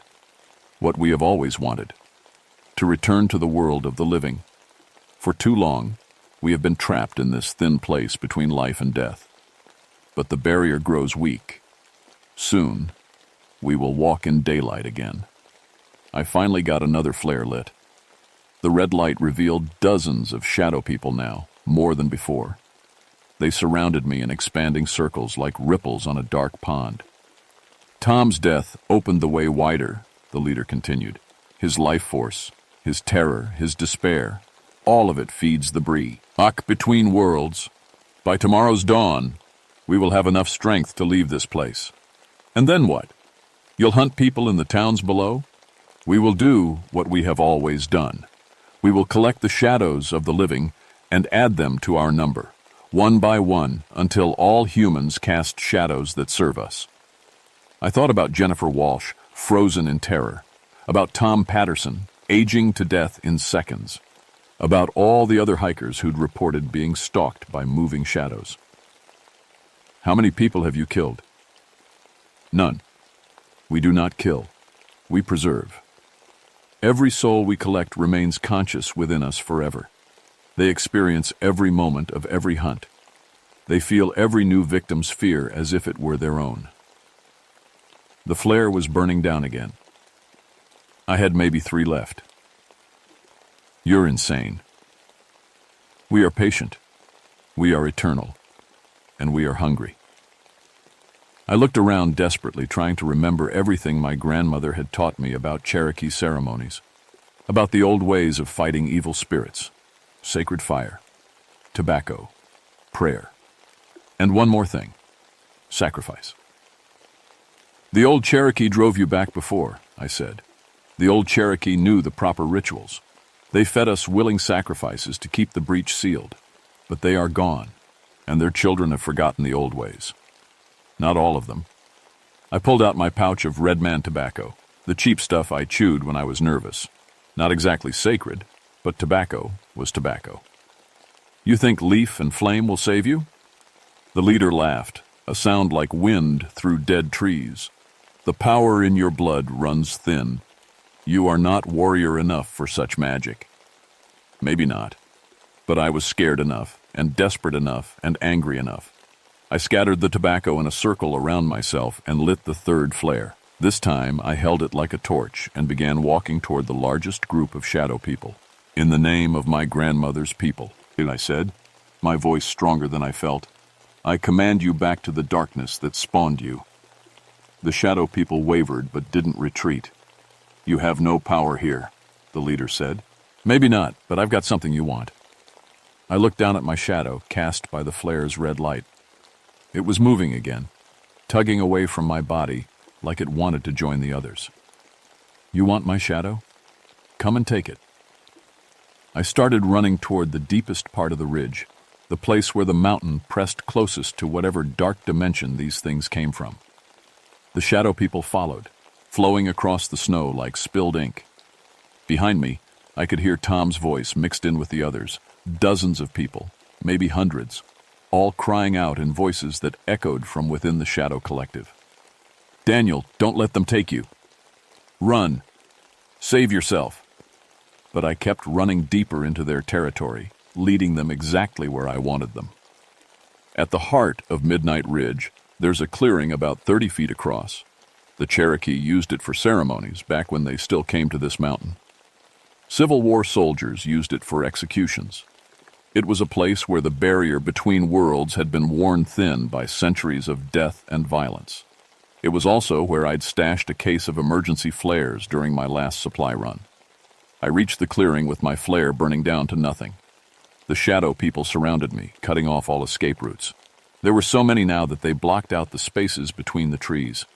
An army of living darkness. "Clever," the leader said. "You led us to the heart of our power. Here, the breach between worlds is strongest. Here we can drain your shadow completely and use your life force to tear open a permanent doorway." Yeah, well, here's the thing about Cherokee sacred sites. I struck my last flare. They're sacred for a reason. I touched the flare to the supply box. 40 emergency flares went up at once, turning night into day. The light was incredible. Bright as the sun, red as blood, hot as a furnace. The shadow. People shrieked and recoiled, their forms becoming transparent. Some of the smaller ones simply dissolved, but the leader and his core group held their ground. "Light alone will not banish us," he snarled. "We have fed on too much fear, absorbed too many souls. We are beyond your power to destroy." He was right. Even with all that light, I could see them starting to solidify again as their eyes adjusted. In a few minutes, they'd be as strong as ever. That's when I remembered the last part of my grandmother's stories, the part I'd hoped I wouldn't need. Cherokee light ceremonies didn't just use fire and tobacco. They used life force, the willing sacrifice of the person performing the ritual. I stepped into the center of the blazing flares and opened my arms. "You want my shadow?" I shouted. "You want my life force? Then take it all at once." I grabbed 2 of the burning flares and held them against my chest. The heat seared through my jacket, but I didn't let go. I started chanting in Cherokee, words my grandmother had taught me when I was 7 years old, words I'd never fully understood until now. "Spirits of darkness, I offer my life freely to seal the breach you have torn. By fire and blood and willing sacrifice, I bind you to the shadow world forever." The flares burned through my jacket and into my skin. Pain like nothing I'd ever felt shot through my body. But with the pain came something else. Power. Real power. The kind that comes from offering everything you have for the protection of others. Light began pouring out of my body. Not the red glow of the flares, but white light, pure as mountain snow. The shadow people screamed and writhed, their forms breaking apart like smoke in a hurricane. "No!" the leader roared. "We will not be banished again." He lunged toward me, his claws reaching for my throat. But the light was too strong. When he touched it, his entire form burst into flames. Not regular fire, but burning darkness that consumed him from within. One by one, the other shadow people followed their leader into dissolution. As they died, I heard voices, human voices, crying out in relief and gratitude. "Thank you. Free at last. Tell my family I love them." Tom's voice was among them. "Take care of yourself, Daniel. You did good."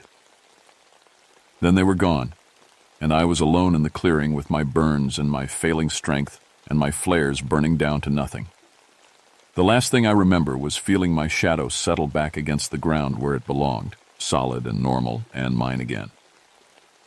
I woke up in Johnson City Medical Center 3 days later. Second-degree burns across my chest, severe hypothermia, and what the doctors called exhaustion of unknown origin. They said hikers found me unconscious in the snow and radioed for help. The official report listed Tom Patterson's death as a wilderness accident, exposure and hypothermia, same as Jennifer Walsh. The fact that his body looked like it had aged 40 years was attributed to unusual environmental factors. The missing persons reports filed by other families over the past few months were quietly closed. No one asked me about shadow people or Cherokee light ceremonies or burning flares in the middle of the night. But Chief Ranger Williams did pull me aside when I came back to work a month later. "Daniel, I want you to know that Midnight Ridge is being closed to public access indefinitely," he said.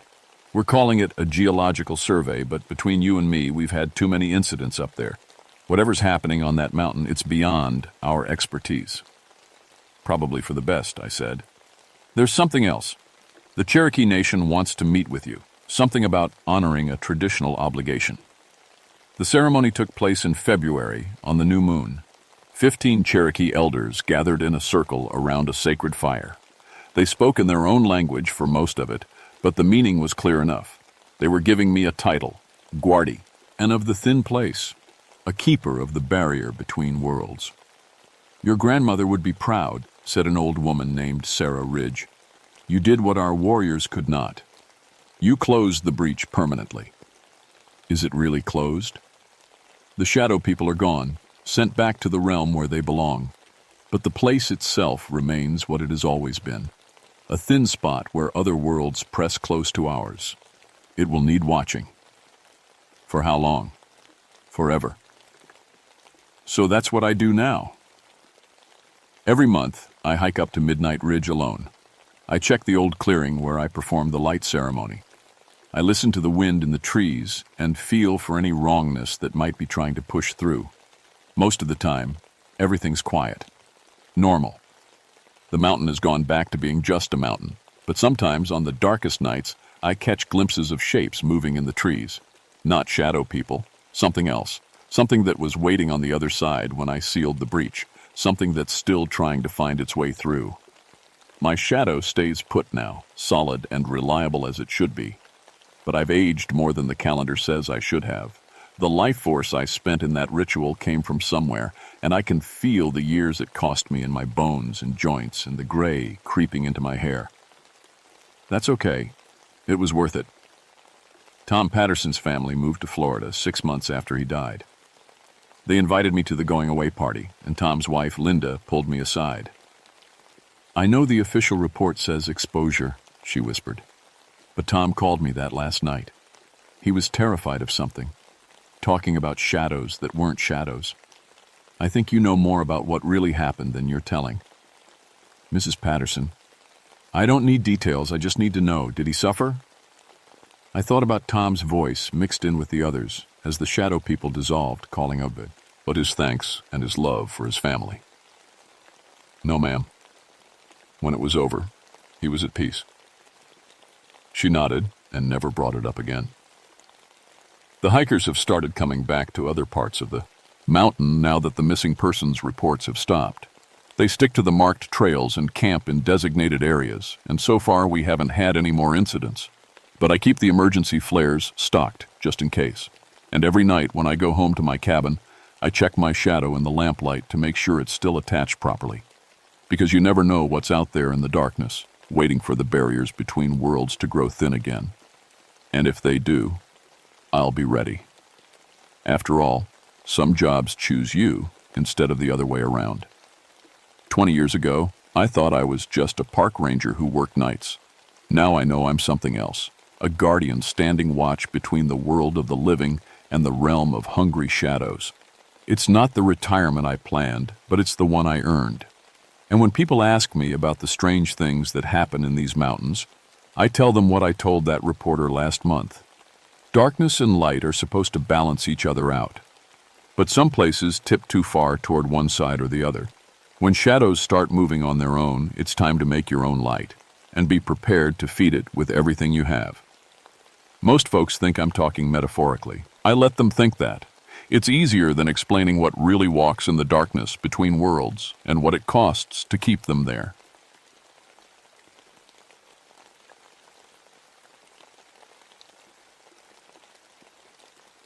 My name is Sarah Thornfield, and I've been a park ranger at George Washington National Forest for 9 years.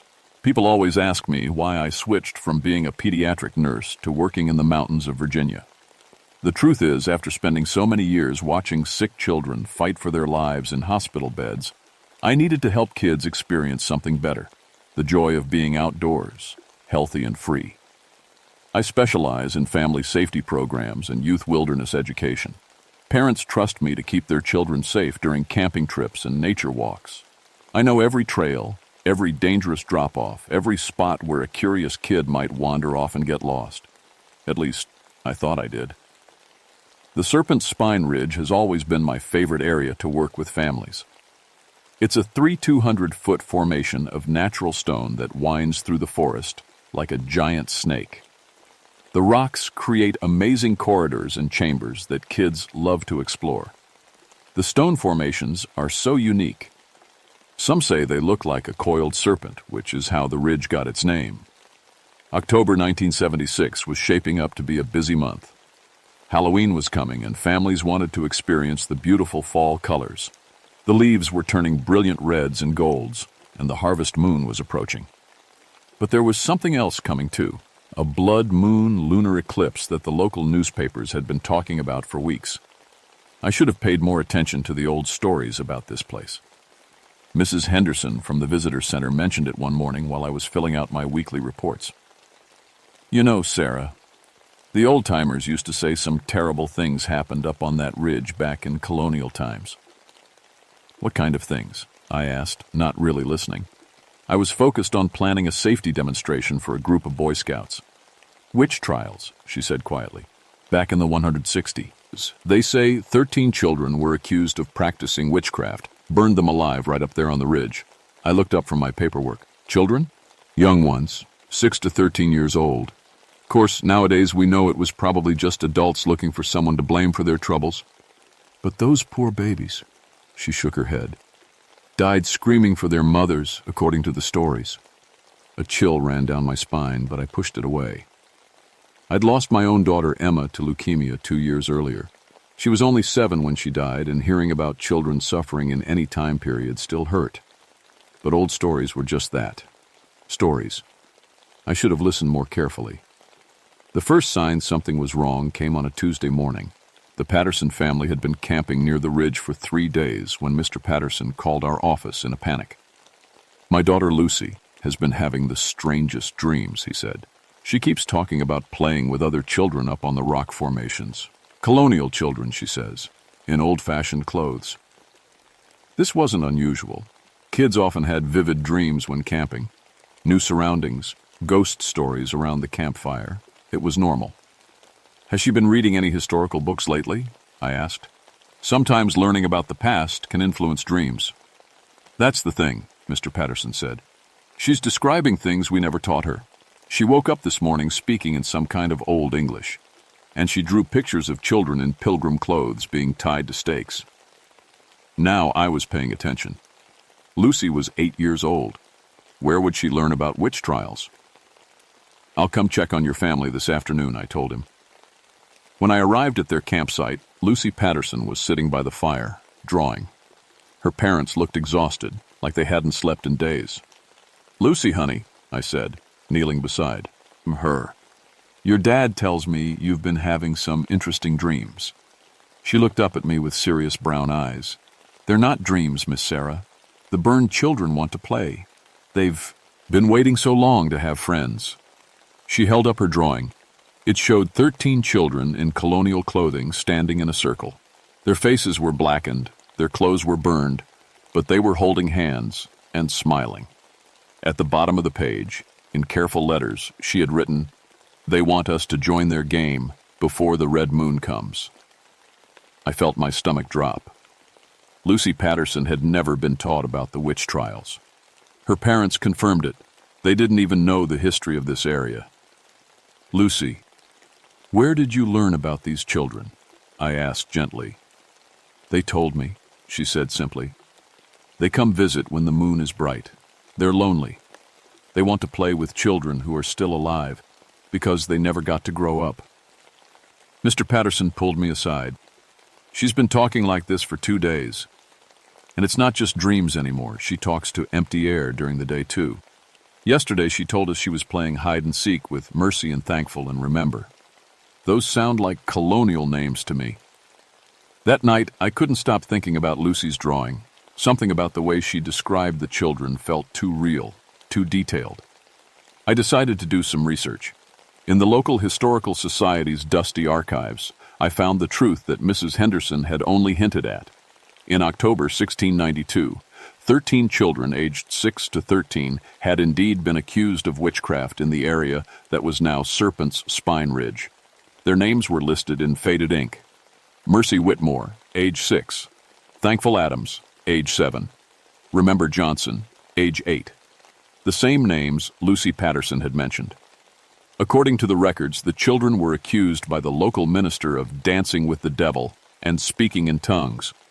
The real reason became clear as I read deeper. Several adult men in the community had been abusing these children.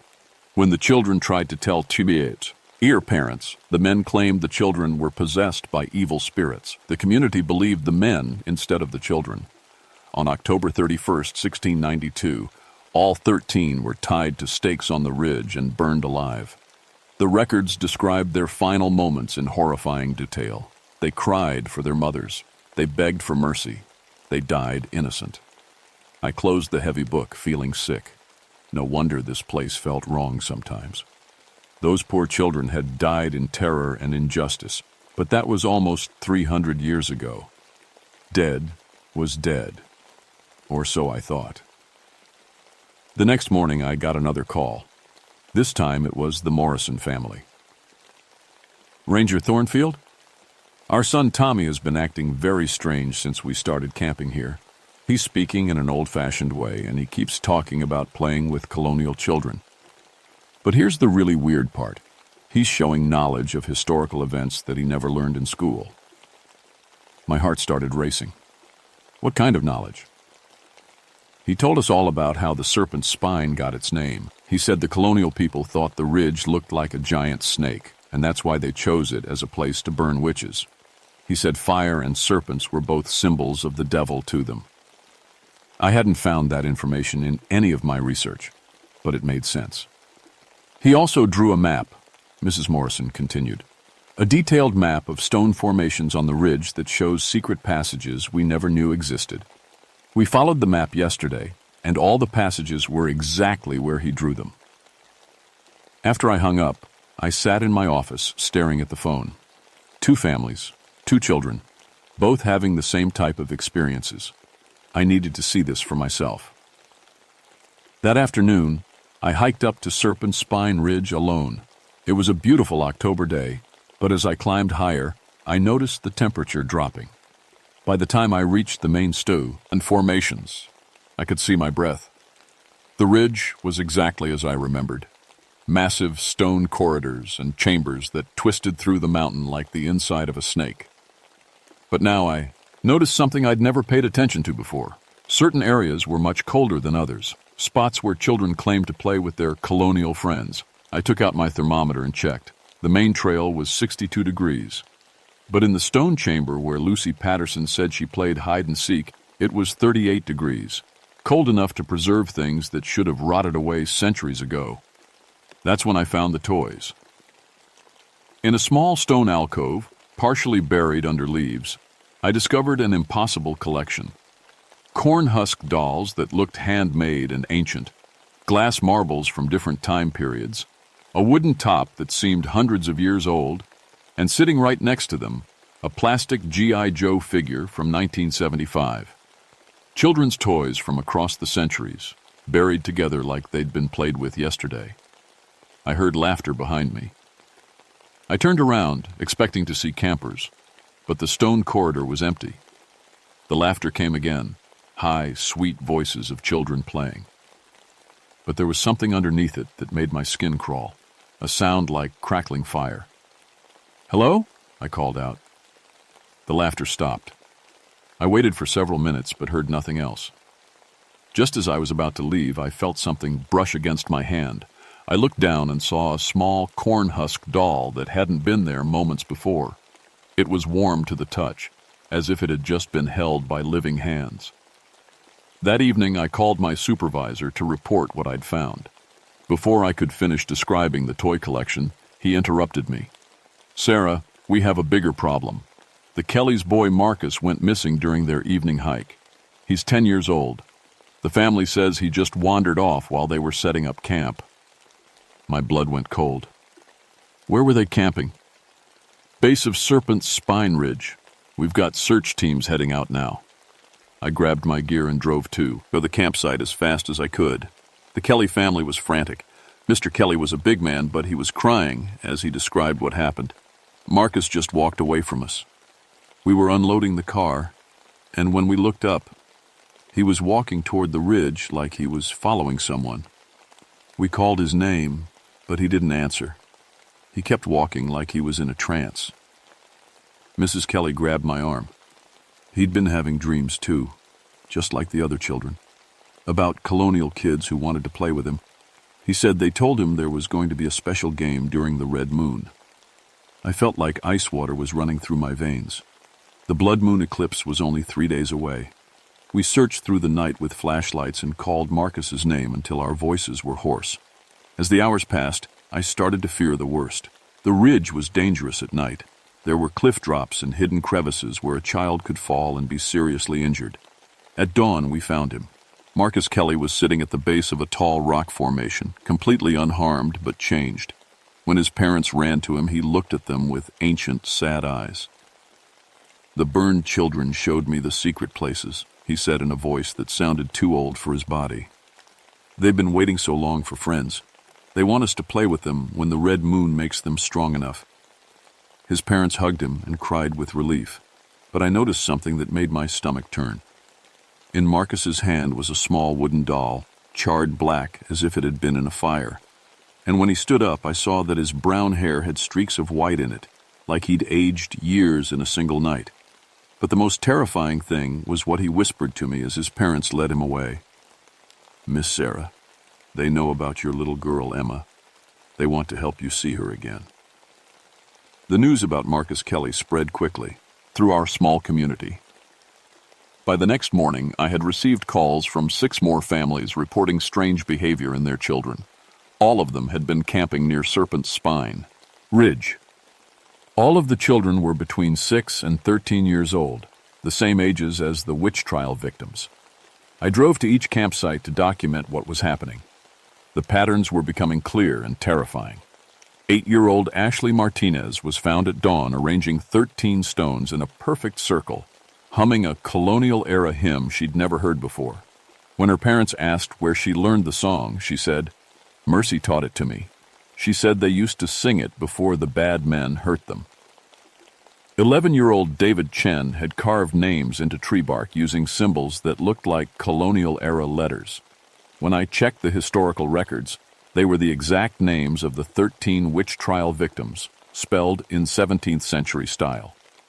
9-year-old Rebecca Foster was speaking in what sounded like authentic colonial dialect. She told her parents, "The burned children doth wish to play, ere the red moon doth make them whole again." Her parents had never exposed her to period language. But the most disturbing case was 6-year-old Jamie Wilson. His grandmother found him at 3 a.m., standing outside their tent with his arms stretched toward the ridge. He was completely asleep, but tears were streaming down his face. When she woke him, he said, "The littlest burned girl was crying. She's only 6 like me. She wants her mommy, but her mommy can't hear her anymore." I realized that each modern child was somehow connecting with a colonial child of the same age. It wasn't random. These connections were specific and personal. That afternoon, I made a decision that changed everything. I was going to spend the night alone on Serpent's Spine Ridge. I needed to understand what was happening to these children, and the only way to do that was to experience it myself. I set up a small camp in the main stone chamber, the coldest spot on the ridge. As the sun set, I built a small, all fire, and waited. The temperature continued to drop even after darkness fell. By 10 p.m., it was below freezing, despite the fact that the weather forecast called for a mild October night. I could see my breath, and frost was forming on the rocks around me. That's when I heard them. Children's voices, distant at first, then growing closer. They were singing the same hymn that Ashley Martinez had been humming. The melody was beautiful but heartbreaking, a song of innocence mixed with sorrow. I grabbed my flashlight and walked deeper into the stone corridors, following the sound. The singing grew louder, and I could make out individual voices. A little girl's soprano, a boy's changing voice, children harmonizing together. Then I saw them. 13 children stood in a circle in a large stone chamber I'd never noticed before. They wore colonial clothing, long dresses, breeches, white caps. But their clothes were burned and tattered. Their faces were blackened with soot, and their eyes glowed with an unnatural light. They looked exactly like Lucy Patterson's drawing. The smallest one, a girl who couldn't have been more than 6, noticed me first. She smiled and waved. Art thou the lady who helps children? She asked in a sweet voice that echoed strangely off the stone walls. I couldn't speak. I was looking at dead children who had been murdered almost 300 years ago, and they were talking to me. We know thee, said an older boy, maybe 13. Thou did lose thy own little daughter. We are sorry for thy loss. My heart stopped. How could they know about Emma? We have seen her, said another girl, about 8 years old. She plays in the bright place where children who die young do go. She is happy and whole. Tears started streaming down my face. I wanted desperately to believe them, but this was impossible. Dead children don't speak. Ghosts aren't real. Why are you here? I managed to whisper. The oldest boy stepped forward. We died unjustly, in pain and fear. Our souls cannot rest while our murderers live unpunished. But the men who hurt us are long dead. So we must find another way to find peace. What way? The littlest girl answered, her burned face still somehow sweet and innocent. We must have friends to play with us when the red moon makes us strong. Living children, like we used to be. If they join us in death, they can help us cross to the bright place where your Emma waits. Horror washed over me as I understood. You want to kill the children. Not kill, said the 8-year-old. Save. We will take them from this world of pain and bring them to a place where they will never suffer, where they will never grow old or sick or sad. But their parents will mourn as thy parents mourned for thee when thou wert young, but mourning passes, and the children will be safe forever. I thought about Emma, wasting away in that hospital bed.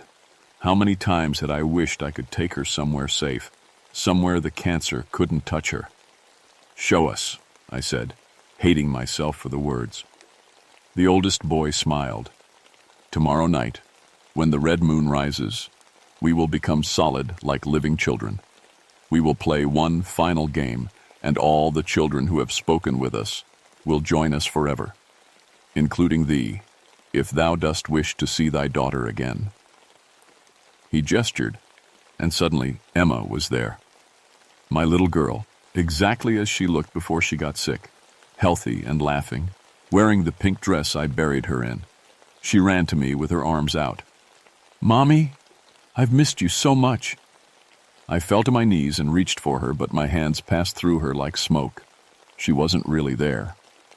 Tomorrow night, Emma said, her voice fading. You can hold me again, Mommy, forever and ever.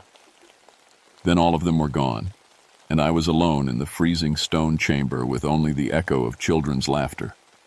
I stumbled back to my camp and sat by my dying fire until dawn, shaking and crying.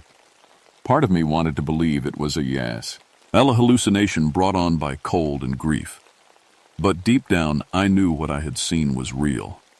The blood moon was rising tomorrow night. 13 ghost children were planning to murder every child who had been having dreams about them. And they were offering me a chance to be with Emma again if I let it happen. The next morning brought the call I'd been dreading. Sarah, my supervisor's voice was grim.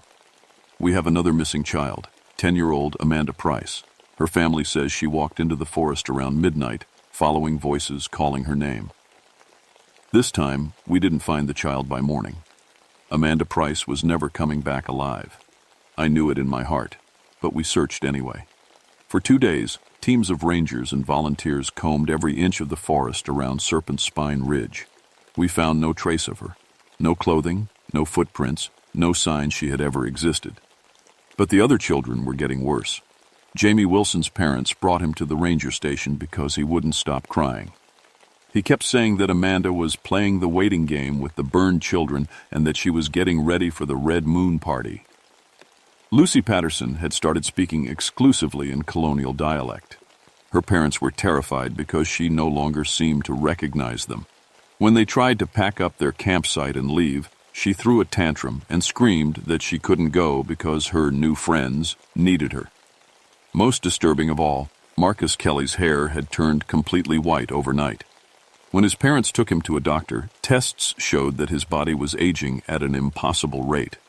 The doctor said it was like his cells were deteriorating as if he were an old man, not a 10-year-old boy. Time was running out. On October 30th, the day before Halloween and the blood moon eclipse, I made a decision that would haunt me forever. I called the SARs, parents of every affected child, and told them to bring their kids to the ranger station.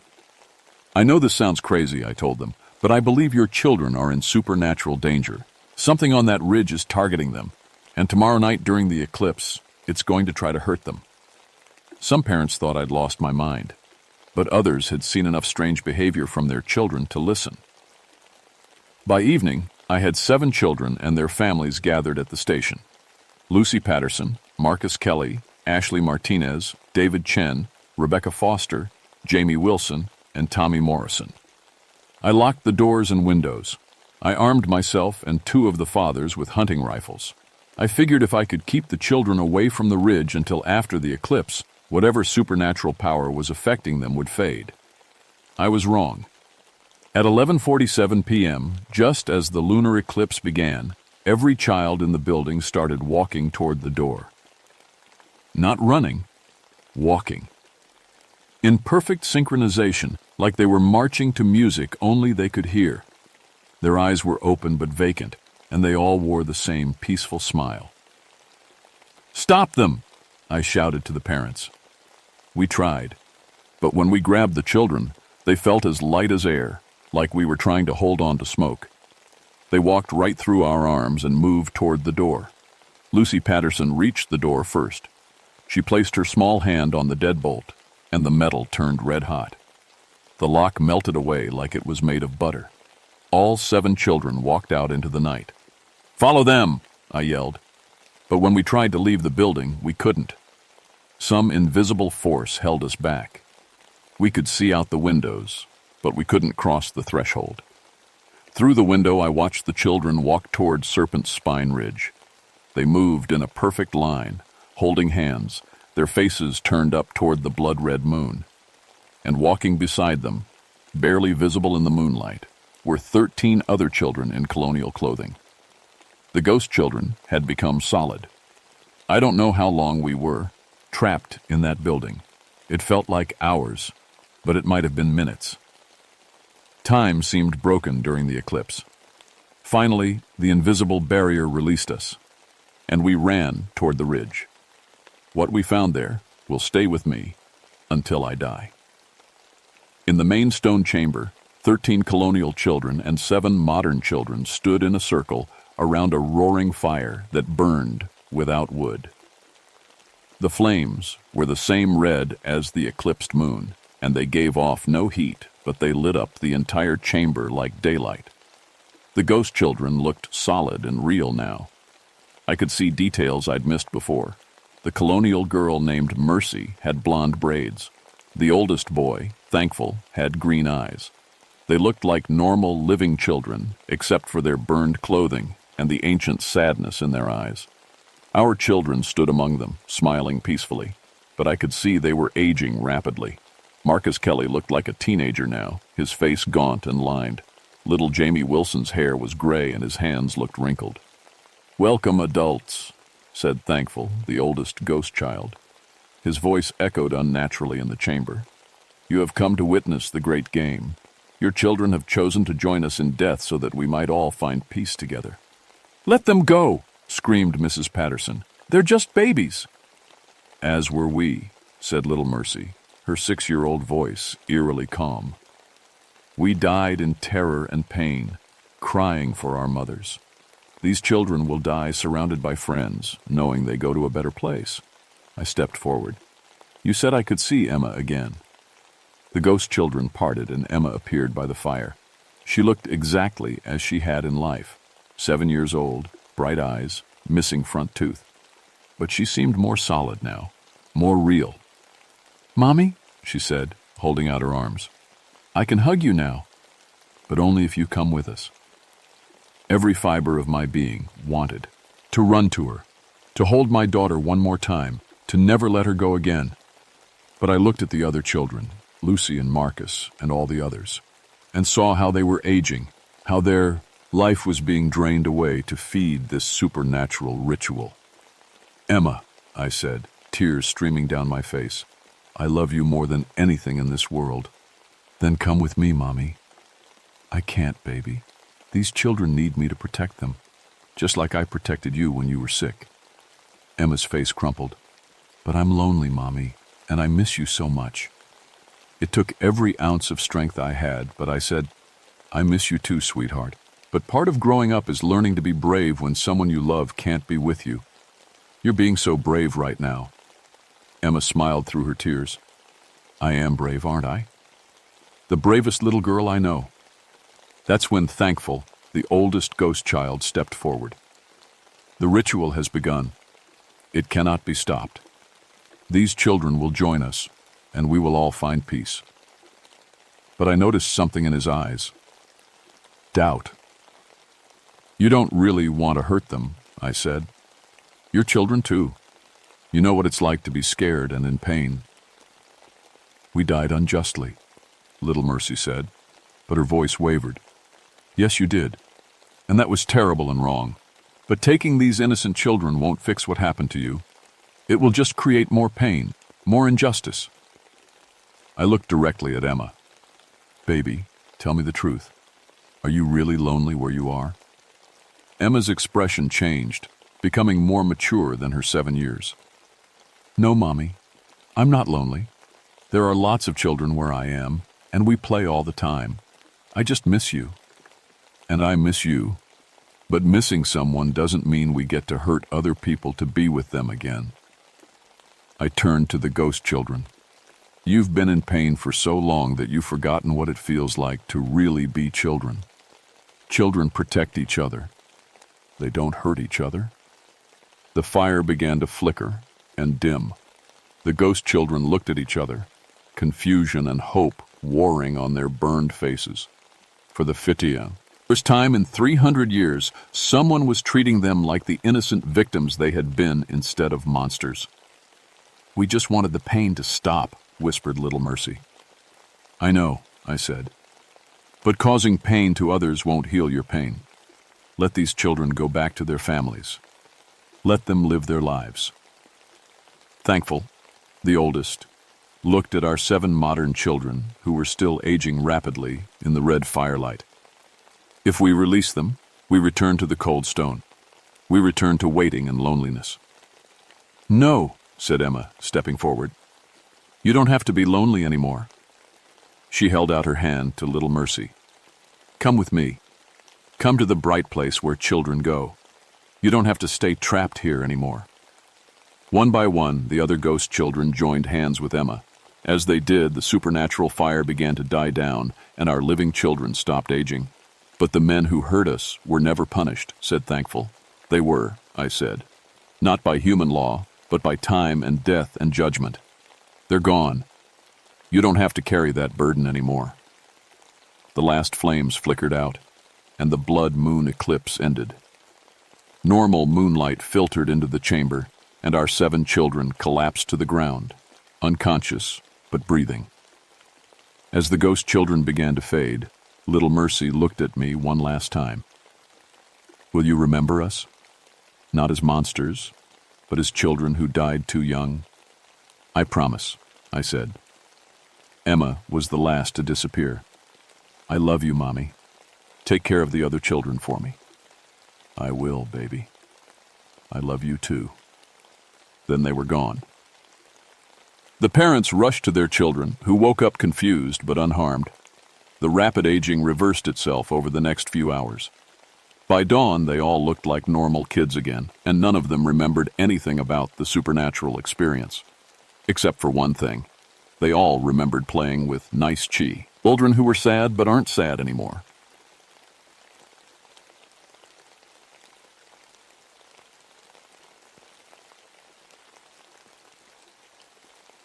My name is Maria Santos, and I've been a forest ranger for 8 years. I thought I knew everything about predators and how they hunt. I was wrong. It was October 1987, and I was working in the Cherokee National Forest in Tennessee. The leaves were turning colors, making the mountains look like they were on fire. But Shadow Mountain was different. Even in broad daylight, the thick trees made everything look dark and spooky. I'm 31 years old and have a 6-year-old daughter named Sophia. Before I became a ranger, I worked at a zoo, so I know how animals think and act. That's why they sent me to Shadow Mountain when the hunting accident started happening. The mountain is 30,800 feet high, covered in old trees that have been growing for hundreds of years. The branches are so thick that even at noon it feels like evening. You can only get there by walking on old trails. No roads, no cell phone towers. When you're up there, you're completely alone. The weather was getting bad fast. An early winter storm was coming and the temperature was dropping every hour. Ice was starting to form on the trails, making them slippery and dangerous. 8 years studying how animals hunt, I said to myself as I walked up the mountain trail. And I thought I understood pack behavior. Then I met the dogmen and learned some packs never stopped growing smarter. But I'm getting ahead of myself. Let me start at the beginning. 3 days earlier, my boss called me into his office in town. "Maria, we have a problem up on Shadow Mountain. A hunting party went missing." 6 experienced hunters had gone up the mountain and never came back. These weren't weekend amateurs. They were local guys who had been hunting these woods their whole lives. They knew every trail, every cave, every dangerous spot. "When did anyone last hear from them?" I asked. 4 days ago, they were supposed to check, in by radio every morning." I knew something was seriously wrong. Good hunters don't just disappear, especially not 6 of them at once. And Shadow Mountain had a bad reputation. The old-timers in town said it was cursed. Back in the 1920s, there was a logging camp up there. 47 workers were killed in one night. The official report said wild animals did it, but nobody believed that. What kind of animals could kill that many grown men? "I want you to go up there and find out what happened," my boss said. "You're the best tracker we have, and you understand animal behavior better than anyone." I packed my gear carefully. Extra batteries for my radio and flashlight. Emergency food for 3 days. My rifle and plenty of ammunition. First aid kit. Compass and maps. Everything a professional ranger needs for a dangerous search. But as I started walking up that mountain, I had a bad feeling in my stomach. The woods were too quiet. No birds singing. No squirrels chattering. Even the insects seemed to have disappeared. I've been in forests all over Tennessee, and they're always full of life. But Shadow Mountain felt empty, like something had scared all the animals away, or eaten them. The trail was covered with fallen leaves that crunched under my boots. Every step seemed too loud. I kept looking over my shoulder, feeling like something was watching me. But every time I turned around, there was nothing there. About 2 hours up the trail, I found the first sign of trouble. Boot prints in the mud, heading deeper into the forest. 6 different sets, just like the missing hunting party. But there were other prints too, bigger ones. I knelt down and examined them carefully. They looked like dog prints, but they were huge, bigger than any dog I'd ever seen. And there was something else strange about them. They seemed to show claw marks, but also what looked like thumb pry. Nuts. That didn't make sense. Dogs don't have thumbs. I followed the trail deeper into the woods. The trees got thicker and the shadows got darker. My radio crackled with static, but I couldn't reach anyone. The mountain was blocking all signals. As the sun started to set, I made camp near a small stream. I built a fire and heated up some canned soup. But I couldn't shake the feeling that I was being watched from the darkness beyond my campfire. Just before I went to sleep, I heard something that made my blood run cold. It sounded like voices, but not quite human. Like someone trying to copy human speech, but getting it wrong. I grabbed my rifle and listened carefully. Nothing. Just the wind in the trees and the crackling of my fire. But I knew something was out there. Something that had taken 6 experienced hunters. Something that was now watching me. I didn't sleep much that night. I woke up at dawn to find my campfire had been disturbed. Someone or something had scattered the ashes in a perfect circle around where I'd been sleeping. But there were no footprints. Whatever did it was smart enough to cover its tracks. My hands shook as I made coffee. In 8 years as a ranger, I'd never seen anything like this. Animals don't make patterns. They don't think about covering their tracks. I packed up quickly and followed the boot prints deeper into the forest. After about an hour, I found the hunting party's first campsite. Their tents were still standing, but everything inside was gone. Sleeping bags, food, equipment, all missing. But no signs of a struggle. No blood, no torn fabric, no scattered gear. It was like 6 grown men had just walked away from their camp and vanished. I found their second campsite a mile further up the mountain. This one was different. The tents had been slashed open, but not randomly. The cuts were precise, methodical, like something with claws had carefully opened each tent to look inside. That's when I found the first body. His name was Tom Henderson. I'd met him a few times in town, a quiet guy who ran the hardware store, He was hanging from a tree branch about 10 feet off the ground, but he hadn't been hanged. Something had carried him up there. The worst part was his face. His eyes were wide open, staring down at me. His mouth was frozen in a scream. But there were no wounds on his body. He looked like he'd been scared to death. I radioed for help, but got only static. The mountain was blocking all signals. I cut Tom down and examined his body. No bites, no scratches, no broken bones. But when I looked closer, I found something that made no sense. There were marks on his arms and legs, like he'd been grabbed by hands. But the grip marks showed claws instead of fingernails. I heard a branch snap behind me and spun around, rifle ready. Nothing there, but I could feel eyes watching me from the shadows. "Hello?" I called out. "Is someone there?" The forest was completely silent. No wind, no birds, no insects. Just dead quiet. I decided to follow the trail of the other 5 hunters. Their boot prints led deeper into the forest, toward the old logging camp ruins. But there were those other prints too, the big ones that looked like dogs with thumbs. The trail went up a steep hill covered with thick bushes. I had to push through branches that grabbed at my clothes and scratched my face. At the top of the hill, I found something that changed everything. It was an observation post. Someone had built a platform in a tall tree about 20 feet off the ground. It was made from branches and tied together with what looked like rope. But when I looked closer, I realized it wasn't rope at all. It was intestines. Human intestines, dried and twisted into cord. I climbed up to get a better look. From the platform, you could see for miles in every direction. You could watch anyone coming up the mountain trails. You could track them, follow them, hunt them. This wasn't built by any animal. This was built by something intelligent, something that was hunting humans. I climbed down fast and kept following the trail. The boot prints were getting more spread out, like the men had started, running. The dog-like prints were everywhere now, coming from different directions, like a pack surrounding its prey. I found the second body in a small clearing. This one was different, much worse. Jake Morrison had been the leader of the hunting party, a tough guy who'd served in Vietnam. He was sitting against a tree, perfectly positioned like he was just taking a rest. But when I got closer, I saw the truth. He'd been skinned.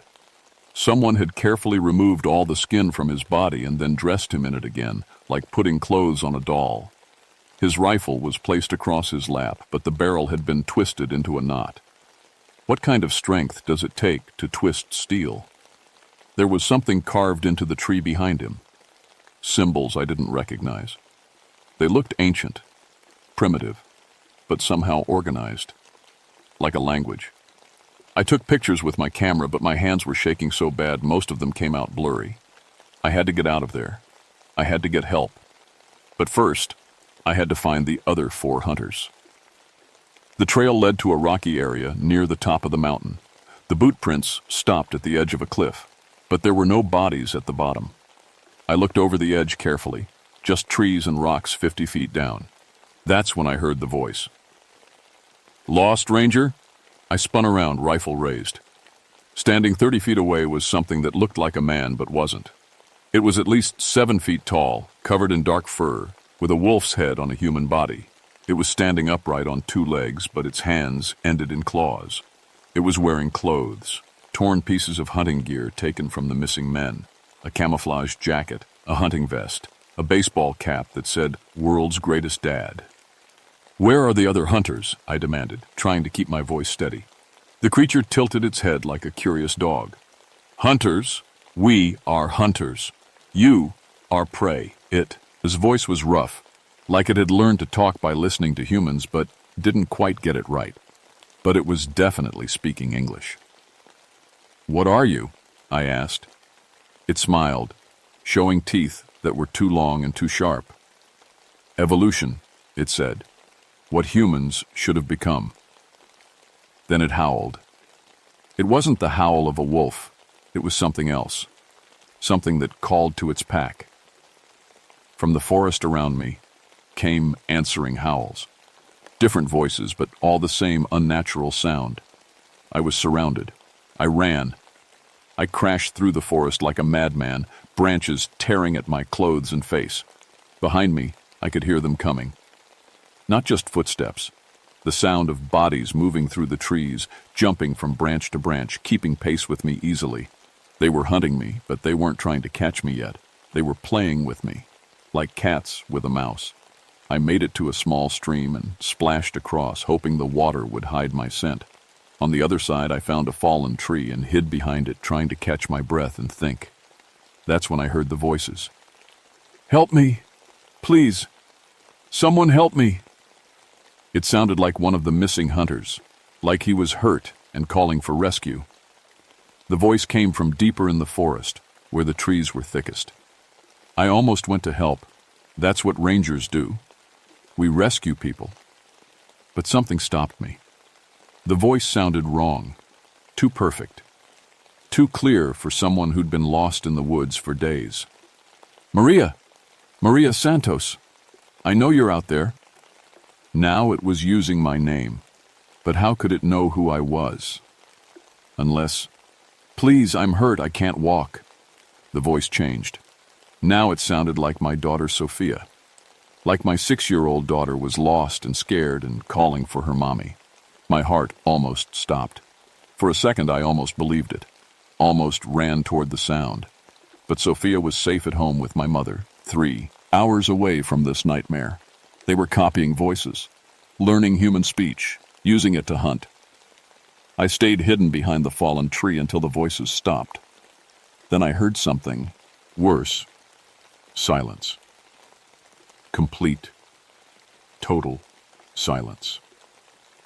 Even the wind had stopped. They were close. Very close. I looked around carefully and saw them. 7 of them standing in a circle around my hiding place. They'd surrounded me without making a sound.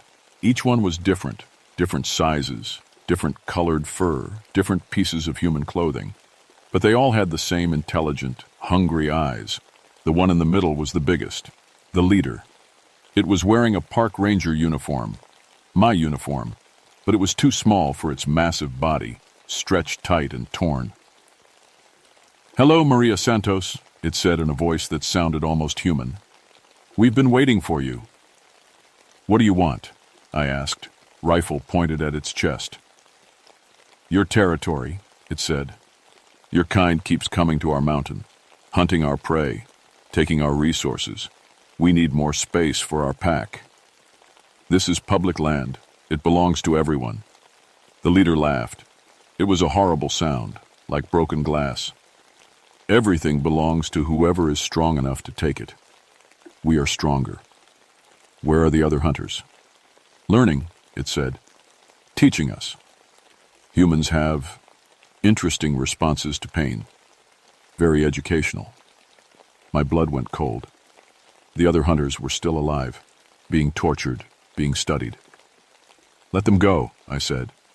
"Why would we do that? They're teaching us about human weakness, about how you think, how you react, how you break." The circle started moving closer. I could see their muscles tense, getting ready to attack. "You humans think you're so smart," the leader continued. "But you're predictable, soft, weak. You have tools, but you don't have instincts. You've forgotten how to hunt." "We'll see about that," I said, and fired. The bullet hit the leader in the chest. It staggered back a step, looked down at the blood spreading across its stolen uniform, then looked back at me and smiled. "Interesting," it said. "Painful, but not fatal. We heal fast. Do you have more bullets than we have time?" The wound was already closing. I could see the flesh knitting itself back together. I ran again. This time I headed downhill, toward the old logging camp ruins. If there were buildings there, maybe I could find shelter. Maybe I could make a stand. But they followed easily, howling to each other like they were having fun. They could have caught me any time they wanted. They were faster, stronger, and they knew these woods better than I did. They were hurting me, driving me exactly where they wanted me to go. The ruins appeared ahead. Old concrete foundations, rusted machinery, a few walls still standing. I ran toward the biggest structure, what looked like it had been the main office building. Inside I found horror. The missing hunters were there, all 4 of them, still alive, but barely. They'd been hung upside down from the ceiling beams like meat in a butcher shop. They were conscious, but their eyes were empty, broken. "Maria," one of them whispered. It was Bill Peterson, who owned the gas station in town. "Is that really you?" "I'm here," I said, trying to figure out how to get them down. "I'm going to get you out of here." "No," he said. "You can't.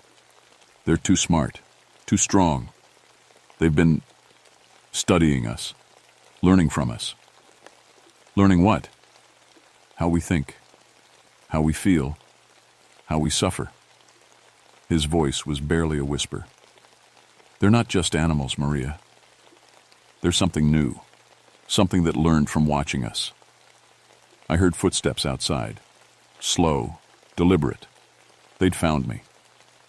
"They know you're here," Bill said. "They let you find us. It's part of their experiment." The leader appeared in the doorway. "Very good, Ranger. You found our classroom." Behind him came the others, 7 pairs of glowing eyes in the darkness. "What are you learning?" I asked, still pointing my SAR rifle at them. "Human nature," the leader said. "We've watched your kind for decades, studied your behavior. You think you're civilized, but under pressure you become just like us. Savage, desperate, willing to do anything to survive." "You're wrong." "Am I?" "Look around you, Maria Santos. 4 of your kind, hanging like prey. And you want to save them, don't you? But you also want to save yourself.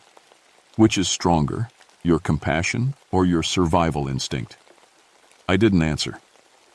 "Here's your test," the leader said.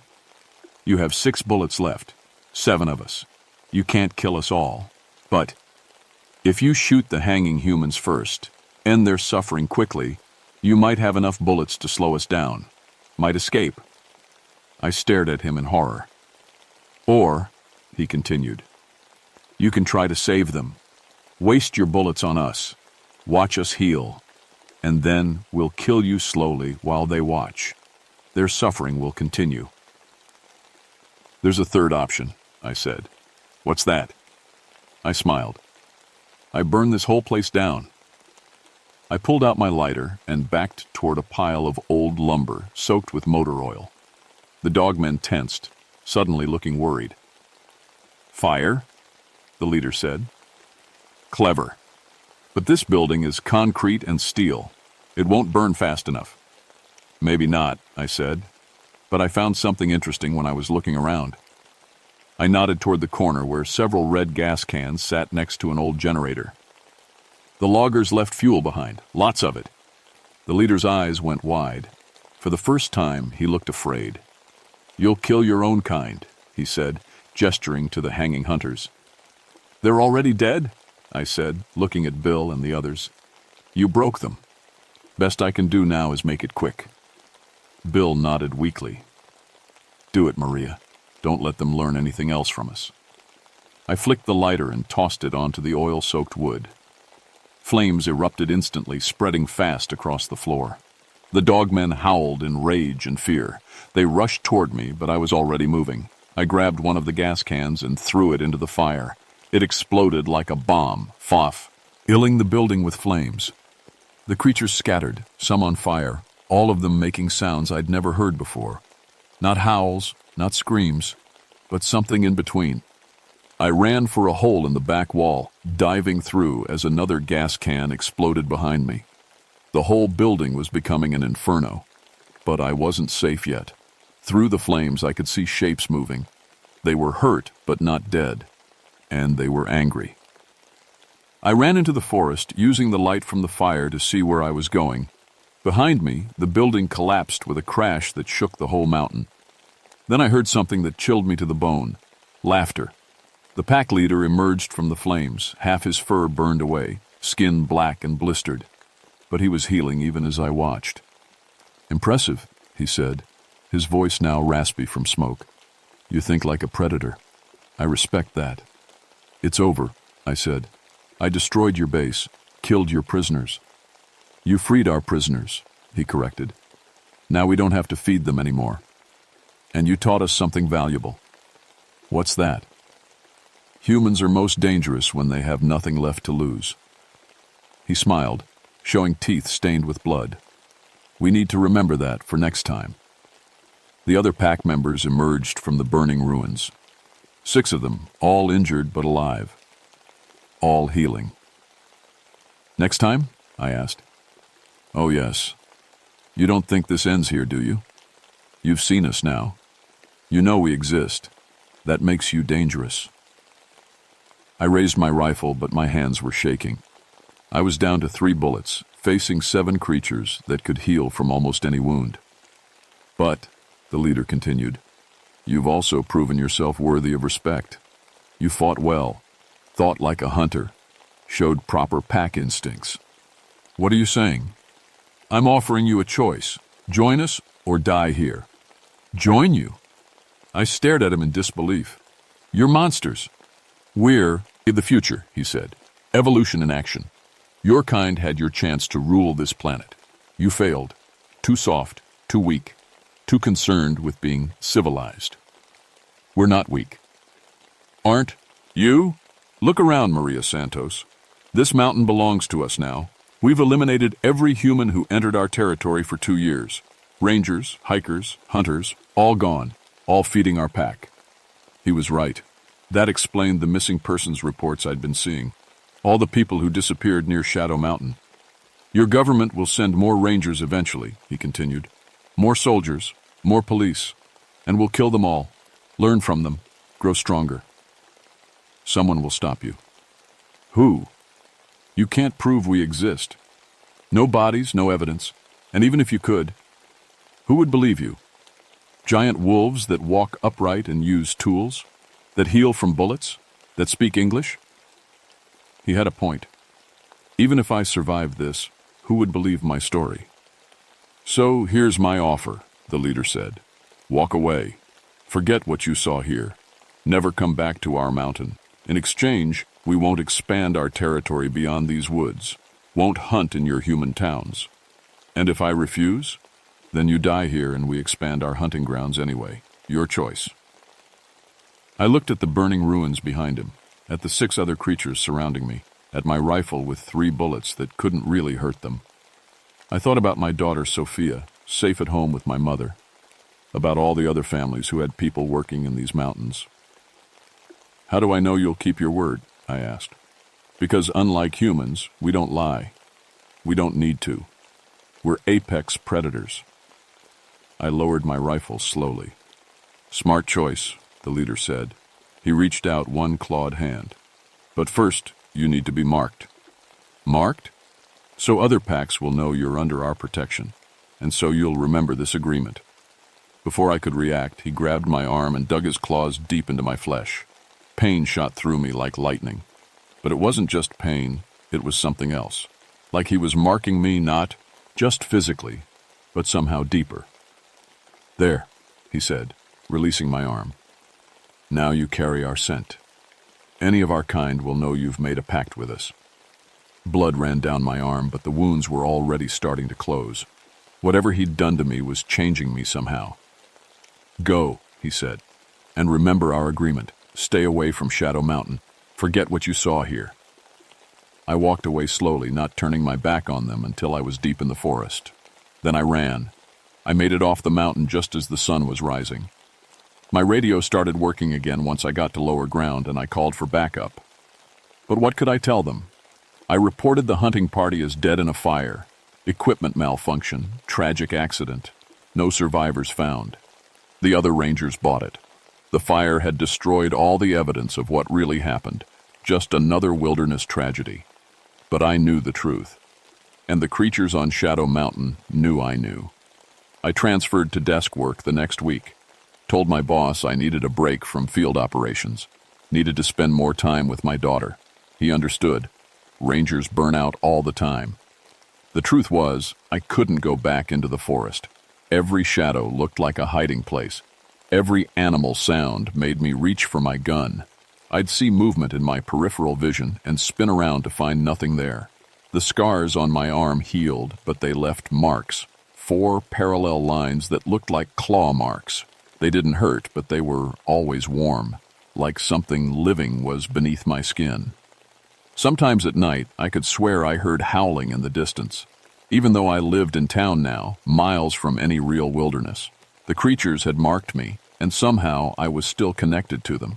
I started monitoring missing persons reports across Tennessee, hikers who vanished, hunters who never came home, campers who disappeared without a trace. Most of them were near mountains, near forests, where something intelligent could hide and hunt. The reports increased over the next few months, not just in Tennessee, Kentucky, North Carolina, Virginia. Like the pack was growing, expanding, teaching others.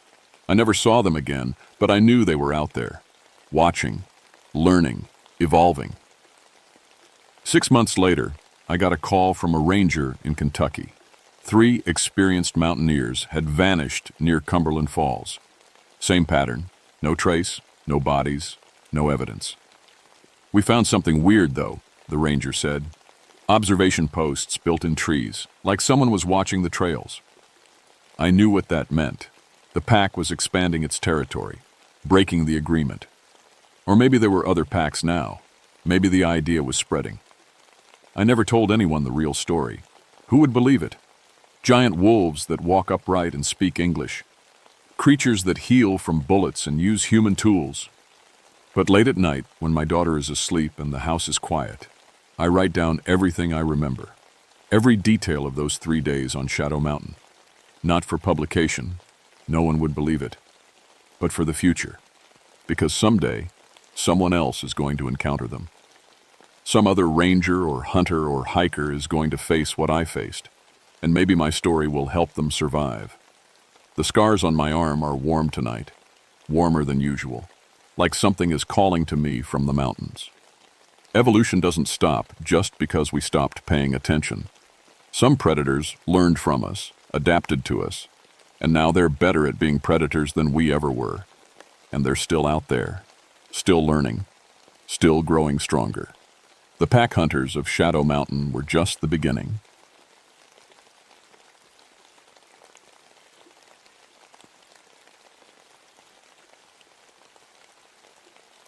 My name is Robert Mackenzie, and I've been pulling bodies out of these West Virginia cliffs for 23 years. I thought falling was the worst way to die in Dead Man's Gorge. Then I heard the screaming from inside the mountain. People don't understand what it's like being a ranger in coal country. When I tell folks I work search and rescue in Monongahela National Forest, they picture me helping lost hikers find their way back to campsites. What they don't picture is me rappelling down 600-foot limestone walls in the middle of the night, trying to scrape what's left of somebody off the rocks before their family sees it. I know death. Knew it before I ever put on this ranger uniform. Spent 15 years underground in the mines before a support beam came down wrong and took most of the hearing in my left ear. That accident saved my life, strange as it sounds. Forced me up into the sunlight, into this job where I could use what I learned about ropes and tight spaces to help people instead of just digging coal for some company that didn't give a damn if I made it home. The hearing loss taught me something useful, though. When you can't hear everything the normal way, you start feeling sound instead. Vibrations through your bones, through the rock itself. I can tell when a cliff face is about to give way just by pressing my palm against the stone. Saved more than one life that way. Dead Man's Gorge earned its name honest. The limestone walls drop straight down for 600 feet, and the bottom is nothing but jagged rocks and a creek that turns into a raging river every spring. The acoustics down there are strange. Sounds bounce around and get mixed up, so you might hear your own voice coming back to you from 3 different directions. Local folks have always said the place is cursed. It goes back to the 1880s when there was a big mining operation in these hills. Something went wrong, cave-in or gas explosion, stories change depending on who's telling it, and they lost almost 90 men in one day. Company just sealed up the mine and walked away, left those boys buried down there like they never existed. I never put much stock in ghost stories. Dead is dead, and I've seen enough of it to know. But that was before March of 1979, when everything changed. The call came in on a Tuesday morning. Early spring thaw had the ice breaking up in the gorge, and we had severe thunderstorms rolling in. Perfect conditions for somebody to get themselves killed. 3 rock climbers from the university had been practicing their technical climbing on the north face when they heard something that made them scramble up their ropes faster than they'd ever moved in their lives. "There's a woman screaming for help down there," the lead climber told me when I met them at the parking area. His name was Dave, senior engineering student, the kind of careful climber who checked his gear twice and never took stupid risks. "She's trapped somewhere inside the cliff face. We could hear her clear as day, but we couldn't see any cave openings or cracks big enough for a person." I studied the cliff through my binoculars. Solid limestone, weathered smooth by 1,000,000 years of rain and wind. No visible cave mouths or crevices, but sound plays tricks in the gorge. Maybe there was someone hurt down at the bottom, and the echoes were making it seem like the voice came from inside the rock. "How long ago did you hear this?" I asked. "About an hour. We waited around for maybe 20 minutes, but the screaming stopped. Then it started up again, just as we were packing to leave." That's when I heard it myself. A woman's voice, high and desperate, crying out for help. But Dave was right. It wasn't coming from the bottom of the gorge.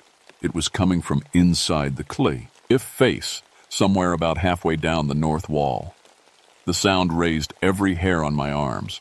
In 23 years of rescue work, I'd never heard anything like it. The voice was too clear, too close. And there was something else wrong with it, something I couldn't put my finger on right away. I radioed for backup and started getting my gear ready. Whatever was happening down there, somebody needed help, and that was my job, even if everything about the situation felt wrong. The screaming came again as I was checking my ropes. This time I was ready for it, and I pressed my palm against the limestone to feel the vibrations. What I felt made my blood go cold. The sound wasn't just coming from inside the rock. It was making the whole cliff face vibrate like a tuning fork. In all my years working with stone and mountain rescue, I'd never felt anything like it. Sound just doesn't work that way. My backup arrived as the 3rd round of screaming started. Jerry Walsh, been my partner for 8 years, and 2 younger rangers I'd been training. They all heard it clear as day. "Jesus, Robert," Jerry said, staring at the cliff face. "That woman sounds like she's dying." I timed it. The screaming lasted exactly 4 minutes, then stopped. 23 minutes later, it started up again. Same duration, same timing. Too regular to be natural. "Jerry, call the university geology department. Tell them we need someone with ground-penetrating radar out here fast. There's got to be a cave system we don't know about." I finished coiling my rope. "I'm going down to take a look." "The hell you are. Not alone, anyway." But I was already rigging my rappel anchor. Something about those screams was eating at me. They sounded familiar somehow, like a song you can't quite remember. And there was that wrongness I'd sensed earlier. The voice was too loud, too clear, like it was being amplified somehow. I started my descent during one of the quiet periods. The limestone was slick from the morning frost, and storm clouds were building overhead. Not ideal conditions for Technica, a rescue, but I'd worked in worse. Halfway down, I found what I was looking for. Hidden behind a natural curtain of rock, almost invisible unless you were looking at exactly the right angle, was the entrance to a cave. Big enough for a person to squeeze through, but you'd have to know it was there to find it. I switched on my headlamp and called up to Jerry. "I found a cave opening. I'm going in to investigate." "Wait for backup!" But I was already squeezing through the opening. The cave was bigger inside than I'd expected, part of a natural limestone formation that probably connected to the old mine workings somewhere deeper in the mountain. My light showed a narrow tunnel stretching back into darkness, with fresh scratches on the walls like someone had been clawing at the rock. That's when I heard the footsteps behind me. I spun around, heart hammering, and saw a shape moving in the tunnel entrance. Human-sized, but wrong somehow. Moving too smoothly, like it was floating instead of walking. "Hello?" I called out. "Ma'am, are you hurt? I'm here to help." The shape stopped. In the bouncing light of my headlamp, I caught a glimpse of pale skin and dark hair, but the features kept shifting like I was looking at her through water. Then she opened her mouth and screamed. The sound hit me like a physical blow. Not just loud in a way that reached inside my chest and squeezed my heart like a fist. I felt blood trickling from my nose, tasted copper in my mouth. The cave walls around me started to crack, tiny stress fractures spreading out from where the sound waves hit the stone. I stumbled backward, hands over my ears, but the screaming seemed to come from inside my skull. My damaged left ear was ringing like a fire bell, and the vibrations were traveling through my bones, making my teeth ache. The woman, or whatever she was, moved closer. In the strobing light, I saw her face clearly for just a second. Beautiful and terrible at the same time, with eyes like black holes and a mouth opened impossibly wide. Then the scream reached a new pitch, and one of my headlamp bulbs exploded. I ran, squeezed back through that cave entrance faster than I'd ever moved, rappelled down the rest of the cliff face like the devil was after me. Maybe he was. When I reached the bottom, I was shaking so hard I could barely untie my ropes. Jerry was waiting with the radio. "Robert, what the hell happened up there? We heard the screaming again and then something like an explosion." I looked up at the cave opening, now just a dark spot on the cliff face. "We need to evacuate this area, now." "What did you see?" I was trying to figure out how to explain what couldn't be explained when we heard the screaming start again. But this time it was different, louder, angrier. And it was coming from multiple places at once. Not just the cave I'd found, but from deeper in the mountain, echoing through hidden passages and forgotten mine shafts. The sound rolled across the gorge like thunder, and I felt it in my bones. Every bird for a mile around went silent. Even the wind seemed to stop. That's when we found Tommy Briggs. He'd been one of the university climbers, the youngest of the three. Must have gone back down into the gorge while we were busy with the rescue preparations. We found him at the bottom, next to the creek that runs through the deepest part of the canyon. He was still alive when we reached him, but barely. Both eardrums had burst, blood trickling from his ears and nose. But that wasn't the worst part. The worst part was his eyes, wide open, staring at something the rest of us couldn't see, while his mouth moved in a silent scream. He died before we could get him out of there, and his last words were barely a whisper. "She's so beautiful. Why won't she stop singing?" By the time the geology team arrived the next morning, I'd done some research of my own. Spent half the night in the county records office digging through old mining, surveys, and accident reports from the 1880s. The Dead Man's Gorge Mining Company had operated 3 separate shafts in these hills. The main operation was deeper in the mountain, but they'd run smaller tunnels right through the gorge itself, following veins of coal that ran along the limestone deposits. On March 15, 1883, something went wrong. The official report called it a catastrophic structural failure. A cave-in that started in the deepest shaft and spread through the whole mine complex in less than 5 minutes. 89 men underground when it happened. The company managed to get 23 of them out alive, but the rest were trapped too deep to reach. What struck me was the timing. The survivors all reported the same thing. The cave-in happened in stages, exactly 4 minutes apart. First, the main shaft collapsed. 4 minutes later, the secondary tunnels. 4 minutes after that, the final section came down, sealing the mine forever. And then there was the widow. Mary Catherine Donovan, 26 years old, married to Patrick Donovan, the mine foreman. When the cave-in happened, Patrick was in the deepest part of the mine, checking on a gas leak the workers had reported.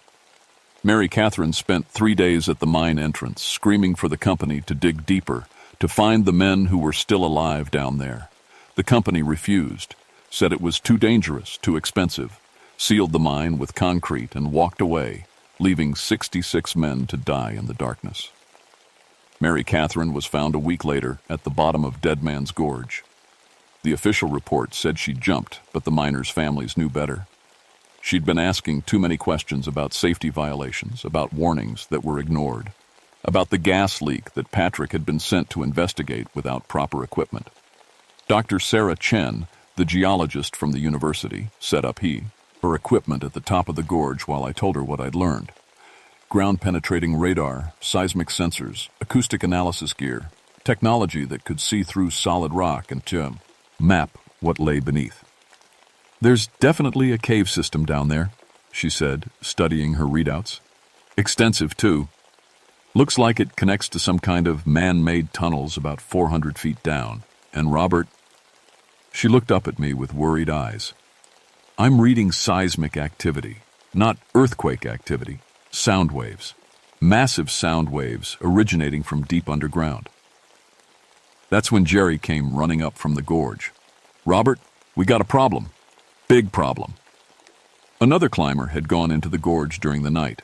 Sarah Martinez, experienced cave explorer who'd heard about our mystery woman from the university kids.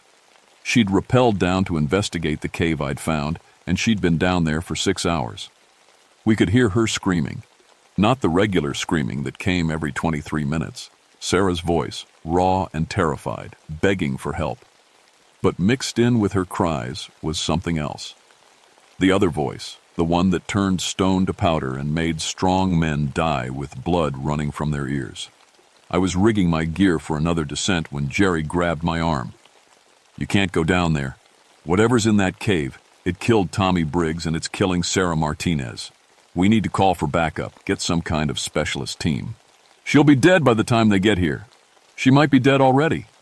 But I could hear Sarah screaming, and I knew what that sound meant. She was alive and she was terrified, and she was trapped with something that shouldn't exist. This time I went down prepared. Ear protection, emergency flares, and my grandfather's old mining helmet, steel and leather that had kept him alive underground for 40 years before the mountain finally got him. Dr. Chen had rigged me with a radio headset and a small seismic sensor that would record whatever I found down there. The cave entrance looked different in daylight. Bigger somehow, and darker. The scratches on the walls were deeper too, carved into the limestone like someone had been clawing at the rock for years.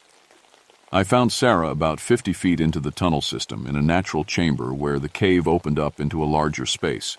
She was pressed against the far wall, staring at something in the center of the chamber that my light couldn't quite illuminate. "Sarah, I'm here to get you out!" She turned toward me, and I saw what 6 hours in that place had done to her. Her fingernails were torn and bloody from clawing at the stone. Her eyes were wide and unfocused, like she'd seen something that broke her mind. Blood had dried under her nose and around her ears. "She's beautiful," Sarah whispered. "She's so beautiful, and she won't stop singing. She wants me to stay with her. She wants me to help her find Patrick." That's when I saw her. Mary Catherine Donovan stood in the center of the chamber like she'd been waiting for us. Tall and pale, wearing a dress that might have been white once but was now the color of old bones. Her dark hair flowed around her face like she was underwater. And her eyes were holes in the world, black spaces that seemed to pull light into them and swallow it whole. When she looked at me, I felt something cold wrap around my heart and squeeze. But it was when she opened her mouth that I understood what we were really dealing with. Her mouth opened wider than any human mouth could open, unhinging like a snake's jaw, and the scream that came out wasn't just sound. It was grief made into a weapon. 100 years of rage and loss and betrayal, focused into sound waves that could shatter stone and stop a man's heart. I felt my ribs vibrate, felt blood vessels bursting in my nose and ears.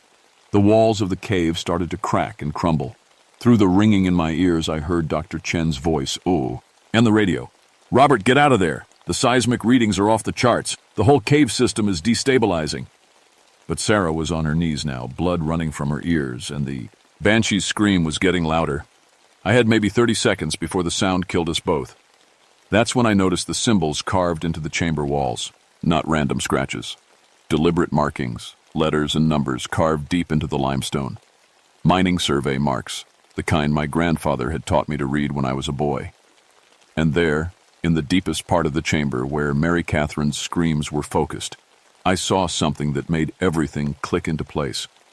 A section of the wall that wasn't natural limestone at all, but old concrete and steel, the sealed entrance to the Dead Man's Gorge mine shaft. She wasn't trying to kill us. She was trying to break through. "Sarah, cover your ears and follow me," I shouted over the banshee's wails. "Stay close and don't look at her." But Sarah was too far gone, lost in whatever spell Mary Catherine's voice had woven around her mind. The scream reached a new pitch, and I watched Sarah Martinez die the same way Tommy Briggs had died, conscious and aware while her body tore itself apart from the inside. I ran for the sealed mine entrance, my grandfather's helmet light cutting through the darkness. Up close I could see how old the concrete was, cracked and crumbling after nearly a century. And carved into the stone beside it, almost hidden by mineral deposits, were words in my grandfather's handwriting. They sealed us in. "Tell Mary Cat we tried to get home. P. Donovan, March 1883.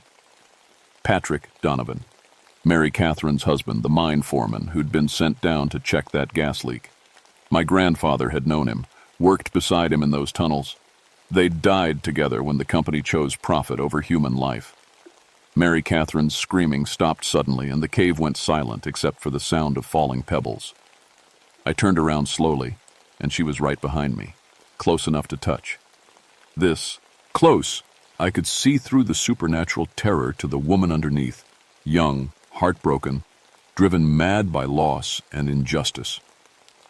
"You're Patrick's blood," she said, and her voice was different now.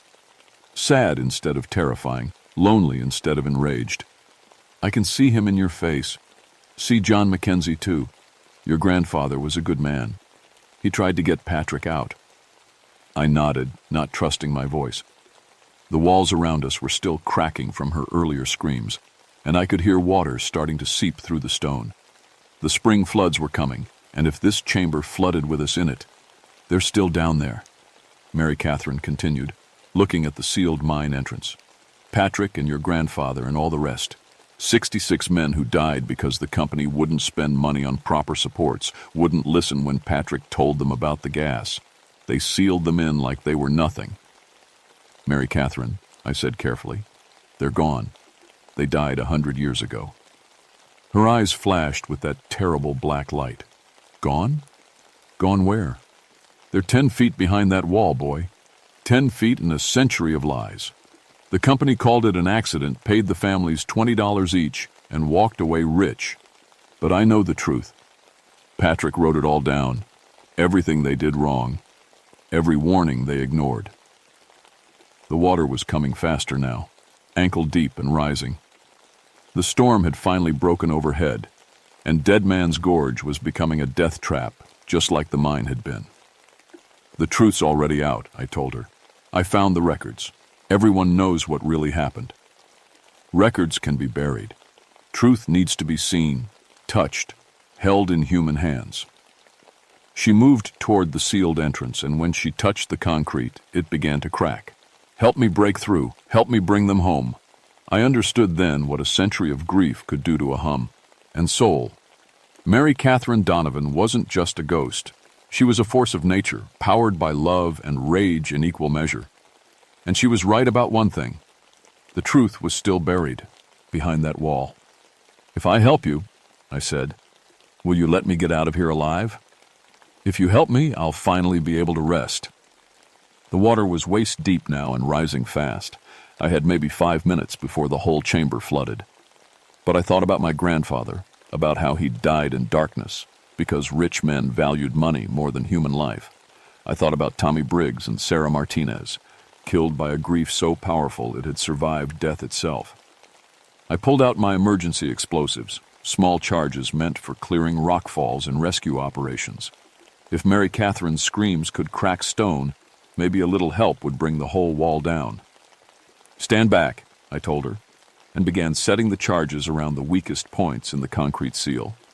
She moved to the far side of the chamber, and when the explosives went off, her voice joined the thunder. Not screaming this time, but singing. A lullaby, soft and beautiful, like a mother calling her children home. The wall came down like it was made of sand. Behind it lay a sight I'll never forget, as long as I live. The mine shaft stretched back into darkness, but I could see them in my helmet light. Dozens of men in old-fashioned mining clothes, exactly where they'd been trapped when the cave-in happened, preserved by the cold and the dry air, sitting quietly in the darkness like they were waiting for someone to call them up for dinner. And there, right at the front, was a man who looked just like me. John Mackenzie, my grandfather, 25 years old when the mountain killed him. Next to him sat Patrick Donovan, Mary Catherine's husband, still holding the notebook where he'd written down all the safety violations that had caused the disaster. Mary Catherine walked past me into the mine shaft, and as she moved among the dead men, something changed. The terrible cold that had filled the chamber began to fade. The black holes that had been her eyes became warm and brown and human again. When she knelt beside Patrick's body, she looked like what she'd always been, a young woman who'd lost the man she loved. "Time to come home," she whispered, and kissed his forehead. The water reached my chest, and I knew I had to get out or drown. But as I turned to go, Mary Catherine called my name. "Take this," she said, holding out Patrick's notebook. "Make sure people know what really happened. Make sure they pay for what they did." I took the notebook and ran for my life. I made it out of that cave about 30 seconds before the whole chamber flooded. Jerry and the emergency crew pulled me up the cliff face while water poured out of the cave entrance like a waterfall. By the time the flood receded 3 days later, the entrance had collapsed completely, sealed forever under tons of limestone and concrete. But I had Patrick Donovan's notebook. The pages were still readable after a century underground, protected by the dry air and Mary Catherine's supernatural presence. Every page detailed safety violations, ignored warnings, and deliberate corner-cutting by the Dead Man's Gorge Mining Company. Patrick had documented everything, right up to the day he died trying to fix problems the company refused to acknowledge. The story made headlines across the country. Corporate murder disguised as industrial accident, families cheated out of compensation, working men buried like they never existed. The mining company was long gone, but their descendants still lived off the fortune built on those men's graves. The lawsuits took 3 years to resolve. In the end, the families of the buried miners received nearly $2 million in compensation, plus funds for a proper memorial at the entrance to Dead Man's Gorge. 66 names carved in black granite, with the truth written underneath. They died because greed mattered more than human life. I kept working as a ranger, but something had changed in me. Started advocating for industrial accident victims, helping families get the truth about what happened to their loved ones. Turns out there are a lot of Mary Catherine Donovans in this world. People whose grief is so powerful, it won't let the dead rest easy. The screaming stopped the day we broke through that wall. Dead Man's Gorge is still dangerous. The limestone is unstable, and the spring floods turn the whole canyon into a death trap. But it's not haunted anymore. At least not by anything supernatural. Sometimes I go back there, though, stand at that memorial and think about what love can do when it's mixed with injustice. Think about how the dead don't rest easy when they died for someone else's greed. The truth has its own power. Sometimes it takes a century to surface, but it always finds a way to scream.